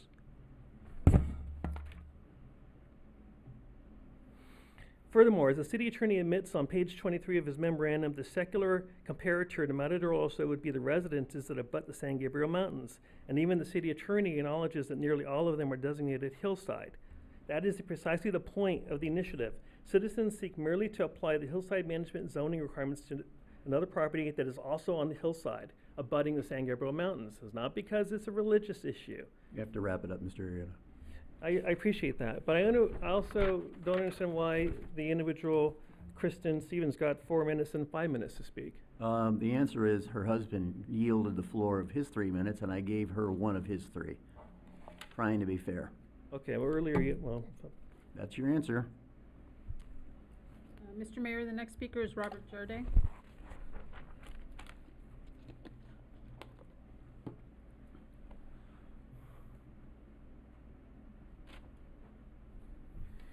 Hi, thank you, Mayor and City Council members. I appreciate the City Attorney providing the 9212 report. The city and taxpayers face huge legal liability if this illegal spot zoning initiative passes. I've been preaching this message for 5 months now, and the impacts are worse than even I imagined. As was mentioned, there could be 2 6,500 square foot mansions built on each lot and stripping the Passionists of their rights, going as far as prohibiting them from doing possibly any interior alterations. I'm going to skip the part on alterations and non-conforming use. But it looks like the proponents now seem to be asserting that the initiative doesn't do what they say it does, which is to prevent expansion and alterations.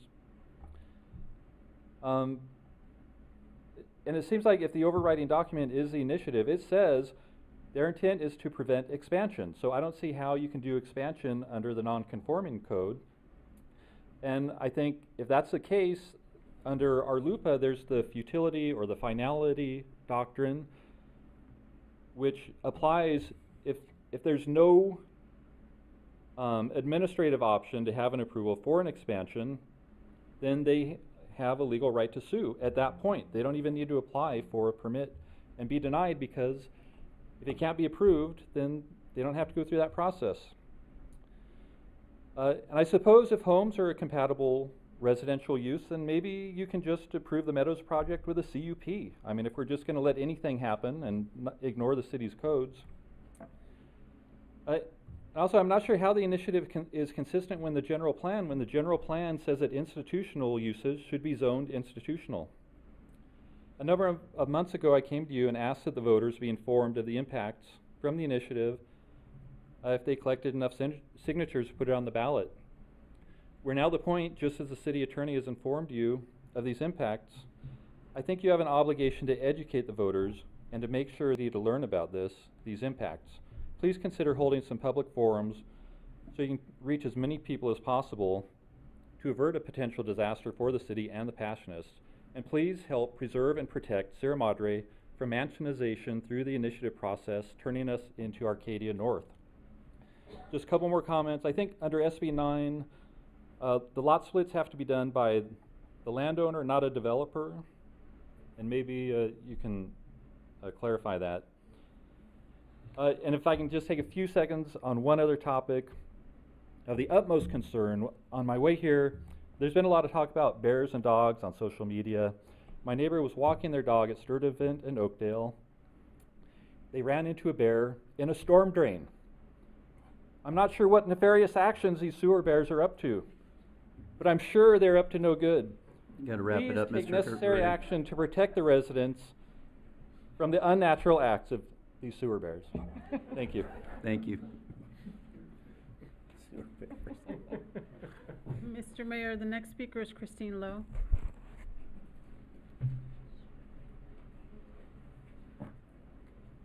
Hello, Chris Lowe, 138 Esperanza, Sierra Madre.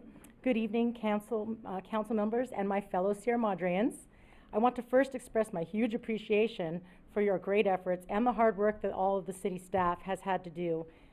In attending the Planning Commission meetings and seeing how diligent the process really is, I, as a 48-year resident, trust that the protocols and the systems are in place to assure that building plans are copacetic with maintaining our hometown feel, our safety, and make our city better without harming us.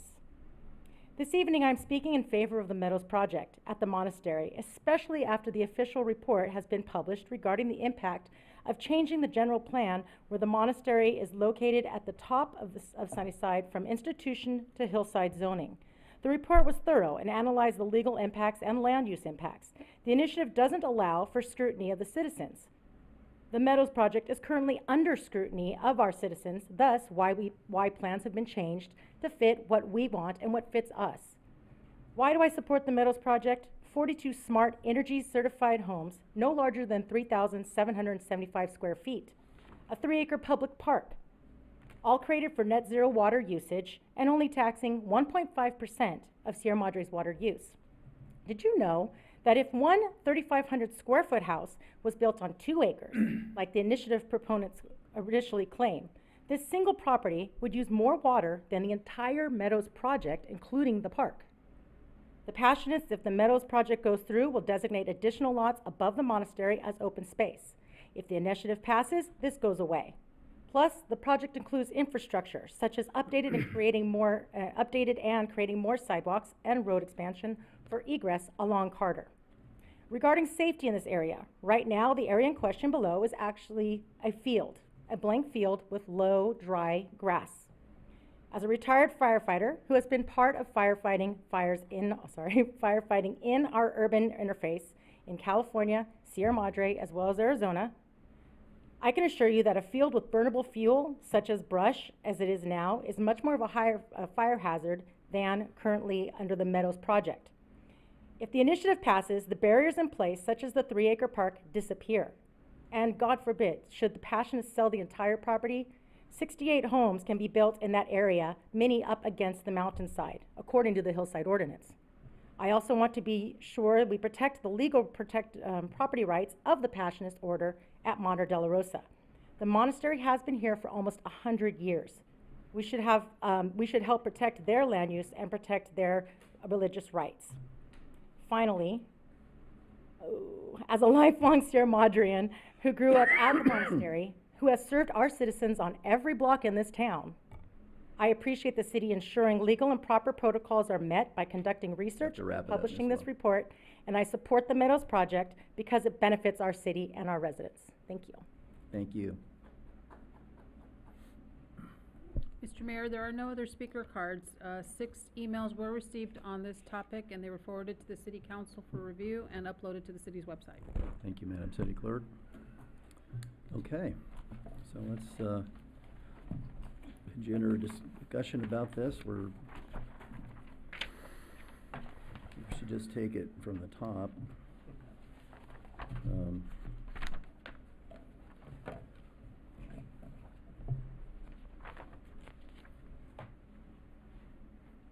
Is there any discussion before or are there any motions we want to just operate on here? Well, I mean, as with many things in the state, our hands become more and more tied. Our hands are pretty tied with this. I mean, we have to either adopt it tonight or put it on the ballot. And I have more thoughts on it, but I think to throw it out initially, I think it makes sense to put this on the ballot. I agree. I don't support passing it as written today. Okay. I'm just going to take a poll. Are we all in favor of putting this on the ballot? Yes, I'm willing to make a motion on it. I was trying to actually figure out, it's not as part of the resolution, but if I can, I'll make the motion to put this initiative on the ballot for voter consideration. November 8th. Not a special election, right? The November 8th. November, yes. November 8th, yeah.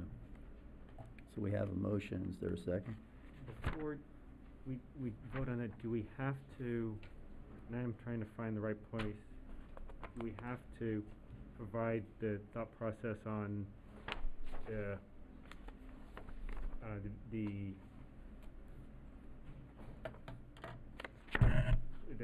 section 1 pursuant to elections code? Do we have to have that as part of the motion? I'm not sure if I made it clear, but it says that we have to, at some point, we have to either stay neutral or vote for or against the initiative. And now, just for clarification, as part of the report, my motion was solely on the, not calling for a special election, but to put the initiative without alteration at the November 8, 2022 general municipal election as a standalone. Are you speaking about resolution number 2243? Thank you, yes. So, no, and that's, and sorry, that's why I was trying to figure out how I could make my motion. I really wanted to look at the initiative. I'm sorry. Mr. City Attorney, is this the appropriate protocol to first vote on the actual, putting this on the ballot and then come back and look at the two resolutions? Yes, Mayor, you can follow that procedure. Okay. So we do have a motion on the table. I'll second that motion. There's a second. Any further discussion? Okay, all in favor, say aye. Aye. Aye. Opposed, nay. Motion carries unanimously. Okay, so,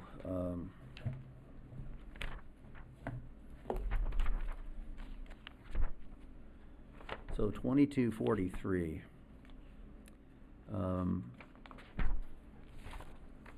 Walk me through this. I need staff to walk me through this. How should we go about approaching this? City Clerk? So the council can decide today or within the next 10 days, either together, Resolution 22-43, or separately, 22-44, how you choose to vote on these resolutions. The Resolution 22-43 allows the City Council to file written arguments. This will provide that all 5 council members or whoever the council chooses to write a written argument can be designated, can be designated within this resolution. So I would recommend that the council take these resolutions separately. So if we authorize one or two or all of us to make an argument on one side or the other of this, then the council itself is taking a position. Is that not correct? That is correct. Okay, all right. So we have to have a kind of discussion about the ballot initiative. There would be discussion, but also if you choose to put off section 1 of the resolution, we could bring this resolution back to a special meeting as long as it's Well, we don't want special meetings. as an option. I appreciate you. You're right. If the council's not ready to make that decision today. Mr. Mayor, Yes. can I suggest that we maybe start with 22-44? Which one is that? Okay. Second. Madam City Clerk, that's, as I read it, the authorization of permitting rebuttal arguments to be for placement in the ballot, is that correct? Yes, that's correct. And if, just so I understand, because I've voted many times and seen the pro and the con, if we were to not permit this for some reason, then there would be no rebuttal? I don't quite understand the process here. This allows for the rebuttal from the city council to submit a rebuttal, but if the council chooses not to submit a rebuttal can still be presented by an outside party.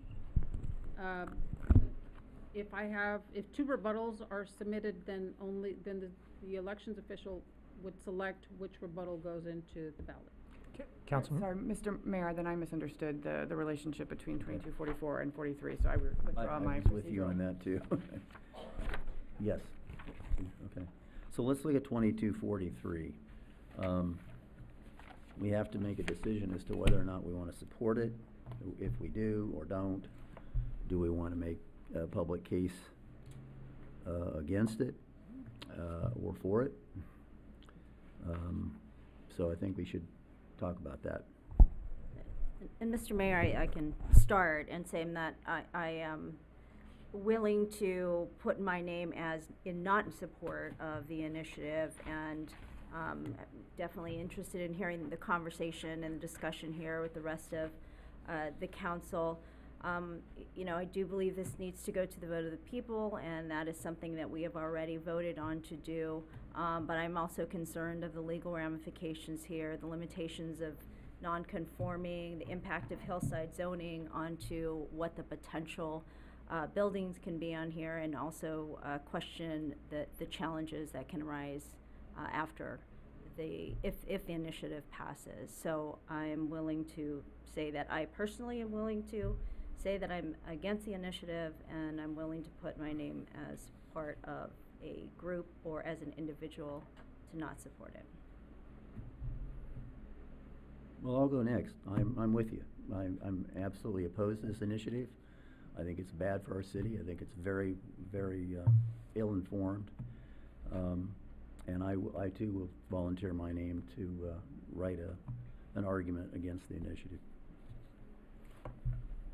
I'm very concerned about the allowable development under if the initiative was to pass. I mean, I was, you know, approached myself to sign the petition, and you know, at no time was it communicated that this could be the possible outcome. I don't know if that was just oversight, but I suspect, I don't know, obviously, I suspect many of those who signed this petition did not understand that this could result, even in at the base level, in, you know, 8 or more 6,500 square foot homes. I mean, I've watched all and been to many of the planning commission meetings, and all of the discussion around the concerns with that development have to do with lot size and house size, and how you know, 3,775 square feet is too large and outside of the realm of normal in our town. So I don't know, you know, how 6,500 square feet could possibly be within the realm. So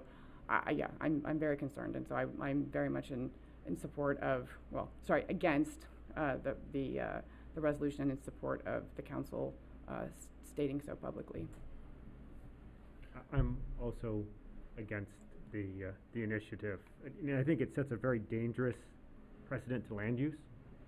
You know, it creates the only non-conforming land use that I've been able to hear about in the city.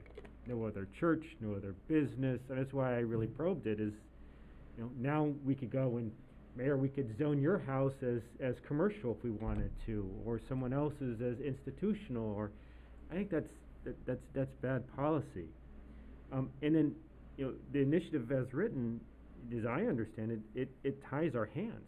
It allows the development of mansions without any influence on their design. There's no special plan, no park, no funds for water, no all-electric homes, which was something I pushed very hard for. Doesn't address anything about wildlife. I just think that, you know, it's not getting the outcome that we have heard from all of the meetings and all of the concerns that have been raised. It actually, frankly, works against it. So it put me down against the initiative. Yeah, I'm doing the math, and, you know, it's 442,000 square feet, if it's maxed out, right? Each one on half-acre lots, each of those houses, and I'm thinking about the resources to water half-acre lot, and if it's hardscape, then we're not going to get recharge into our aquifer, and there's all kinds of issues there. I'm looking at the Meadows project, 158,550 square feet, plus if everyone has an ADU, 42,000, so we're looking at about 200,000 square feet of residential, which is, you know, less than half of what what could potentially be. And I think about the profit motive, and I know that Madre de la Rosa said they're committed to staying here in Sierra Madre, but if the whole piece of property is rezoned and they could continue their mission elsewhere, what's to stop them from leaving? And this whole entire 35 acres being developed it has a real potential. And if we're talking about the general plan and preserving Sierra Madre, I don't think even 6,500 square foot homes in one area is what Sierra Madre looks like. So it goes against the general plan in that aspect. So, and lots of other issues. I can't support this ballot measure. I just want to add to my comments. My colleague over here, Councilmember Arizmendi, and I, we put a lot of hours in on that general plan change back in 2015, and we went over our building codes and our zoning because we heard loud and clear from the voters of this city, and when I ran in 2012 and 2014, that we didn't want McMansions in the city or anything close to McMansions. And so we were very diligent about creating floor area to lot size ratios and doing everything we could to try to discourage large buildings, large houses primarily. And so when I saw this staff report, when I saw our city attorney's report, the 6,500 square foot house, I live on Ramona. All you have to do is walk three streets down into Arcadia, and take a walk down that street, and you will see 1 to 2 acre lots with 6,500 to 7,000 square feet lots. Welcome to Arcadia. There's no way I could support anything like that. I think that's just not Sierra Madre. Now, maybe one house on one big lot somewhere in the city, okay, but we're hearing it could be as many as 16 or even more with ADUs attached to them. What are we talking about here? I'm wondering if even the proponents of this initiative really took a hard look at what that report indicates. I think a lot of them are probably would be opposed to this if they really looked at it closely. So I know Preserve Sierra Madre, that was their whole outlook back in back when we last ran, right? Always very, very concerned about the size of homes in Sierra Madre. So I'm a little confused by that, but I think it would really be bad policy for our city if it passed. So we have 2 volunteers. Anyone else want to join us? So I'm good with the 2 of us, but if you want to join us, the more the merrier in terms of writing the. I'm happy. Yeah. Yeah, no, I mean, we can all write one separately. I'm happy to support. Or we could all work on a joint draft. You want to do that? Do we have to decide that tonight? With respect to the actual draft, no. This resolution only requires council members to put their names down in support or against. But 22-44. And I see Clerk Aguilar getting ready, so I think you're gonna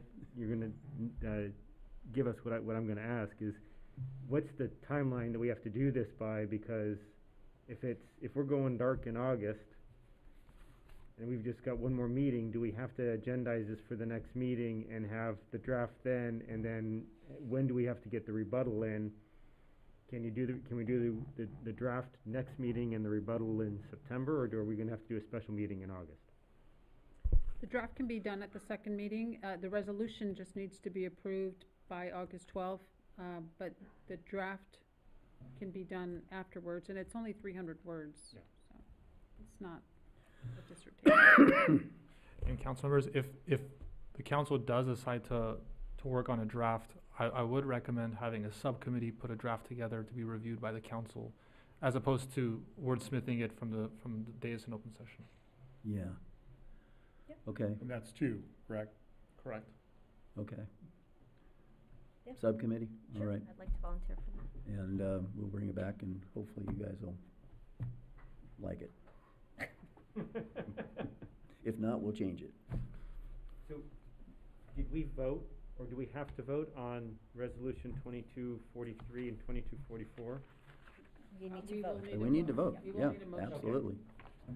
So I make the motion to approve resolution number 22-43 for the city council, set priorities for filing written arguments regarding a ballot measure and directing the city attorney to prepare an impartial analysis. Does the attorney have to prepare?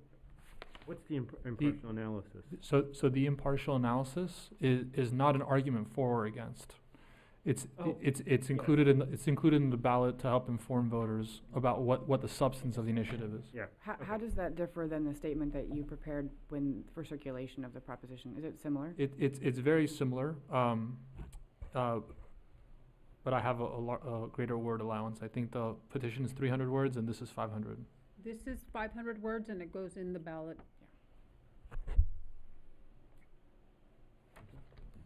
I'll second it. Okay, so do we have to list our names here now, or how does it? No, I have all 5 council members voting against. Okay. And the subcommittee of Mayor Goss and Councilmember Arizmendi to draft a 300-word argument. So we have a motion from Councilmember Parker? I'll second. No. We have a second from Councilmember Arizmendi. And I second it, or I don't care who seconds it. Okay, Councilmember Parker I have a second. motion from Councilmember Arizmendi and a second from Councilmember Parkhurst. Okay. Any further discussion? Okay.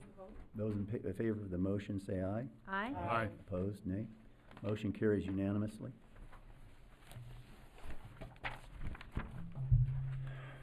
Where is, I'm not seeing 2240. 44. You're right there.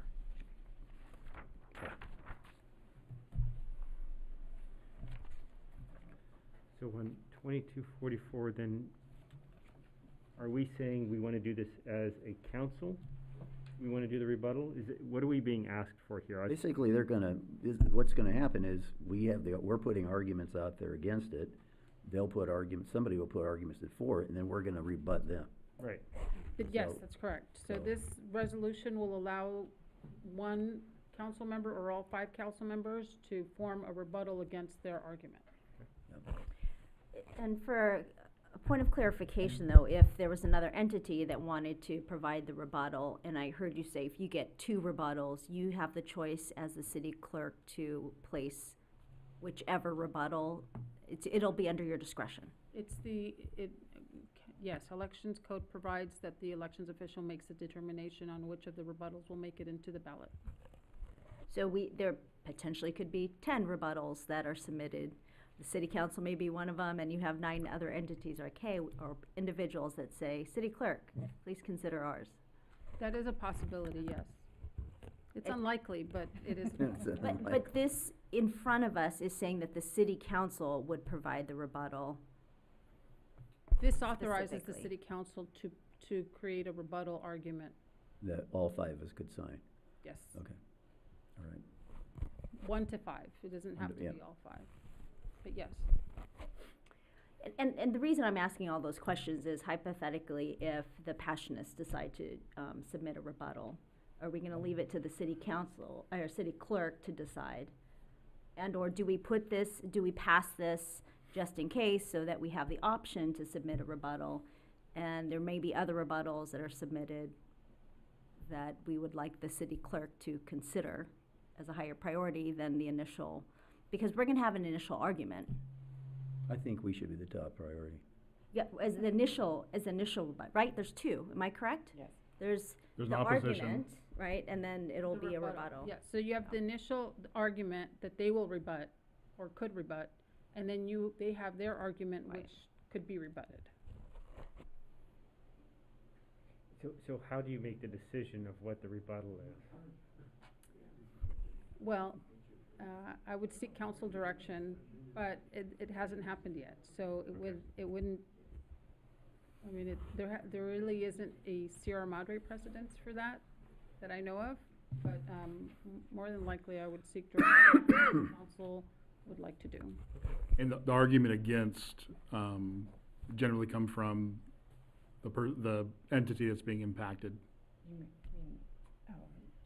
It could Because come. we're just talking about rebuttal, not the argument against. Right, either one could, but traditionally, it's the city. Yeah. If we're taking the position against it, I think we ought to be the ones rebutting it.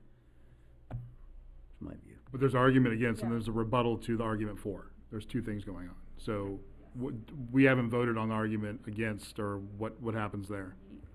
The only vote is on the resolution to provide an argument against the initiative. Now the resolution before you is to provide a rebuttal against their argument. Got it. Well, since you're gonna seek, council direction on this, I'm fine to move forward with it, and I can make a resolution, I can move to adopt resolution 2244. Is there a second? Second. Any further discussion? Again, this is permissive, not mandatory, correct? That is correct. Okay, we have a motion and seconded. All in favor, please say aye. Aye. Aye. Opposed, nay. That motion carries unanimously. Okay, folks, that's the end of the agenda. Are there any ideas for future agenda items? Mr. Mayor? I think Mayor Pro Tem might have been a second ahead. We've talked about it a little bit today with items not on the agenda, public comment, but not this particular intersection. But it's my understanding that there was a pretty devastating accident at Mountain Trail in Orange Grove. And I think it turns into San Carlos once it gets in Arcadia. I would like to agendize something to get in talks with City of Arcadia to figure out some way to mitigate accidents there. And I don't know if we have to do a study on how many accidents are there, but it is a blind corner and people do tend to drive very quickly on that portion of Orange Grove. And as you're exiting Sierra Madre, either turning onto Orange Grove or continuing on to San Carlos, it's a public safety concern, as well as, you know, somebody talked about the one on Laurel and Mountain Trail as well. But I feel like the amount of speed that gets generated on Orange Grove, this one is of great importance. So if we can agendize some kind of discussion about that. Okay. Councilmember Parkhurst? I have two items. One, you know, we've seen a lot of issues around guns recently. You know, we've had one or two incidences in Sierra Madre even. And I just would like to get a presentation on what our gun control ordinances are and what we might be able to do to improve it, and considering some of the, you know, the issues that we're currently facing. That's number one. The second is I'd like to, as I mentioned earlier, I'd like us to consider pursuing an idling ordinance for the city. If I may kind of jump on your bandwagon. Please. As far as the gun ordinance or issue or discussion is concerned, I would think if we could have staff look into any type of grants regarding education on trigger locks and or type of funding for gun safes or anything of that nature, I think that's very important. And education regarding storage of guns when children are within the house. I think that's a very, very important topic. So if we could get any type of funding for gun locks or trigger locks or any type of safes for our residents and the education, that I think that could jump, if that's okay with you, jump on board. Yeah, if we can make it as part of an umbrella, like taking a look at the whole picture, and I welcome the inclusion of gun locks and gun safes. I think that's something we definitely should encourage and support. Can I also add something? I would love to hear from PD, and it would have also been great to hear from Chief Armelin, if they feel like there are gun-related ordinances that would help them, you know, in situations that they face, you know, in real life here. I mean, obviously we could be, you know, we could pass something sweeping that probably wouldn't be all that relevant. You know, I mean, certainly we could ban assault rifles, for example, but I'm not sure that that's really the issue that we're facing. And so I'd like feedback from the PD as to what, you know, if there are laws or other things that we can codify that would actually give them an extra, you know, an extra tool in their tool belt to face the actual problems that they see in our town, so that it's actually applicable to what problems we face, not sort of the broader issue, which is, you know, admittedly a huge problem, but I want to make sure that we're tailoring this to make it specific to our community. Those are great amendments, and I enthusiastically support them. Council, because of the recent Supreme Court decision, there's also been changes regarding the concealed carry weapons permits and how those are processed. Would you like that to be included in the presentation too. Even for California? Yes.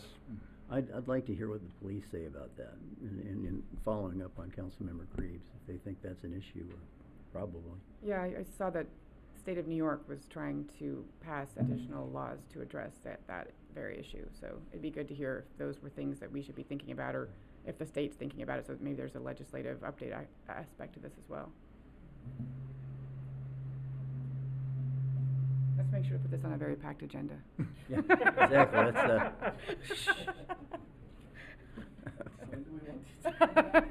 I think in 2024.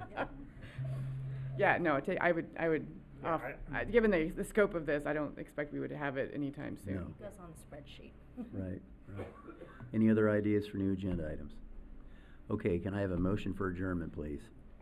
So moved. Is there a second? Second. All in favor, please say aye. Aye. And we are adjourned. Thank you, everyone.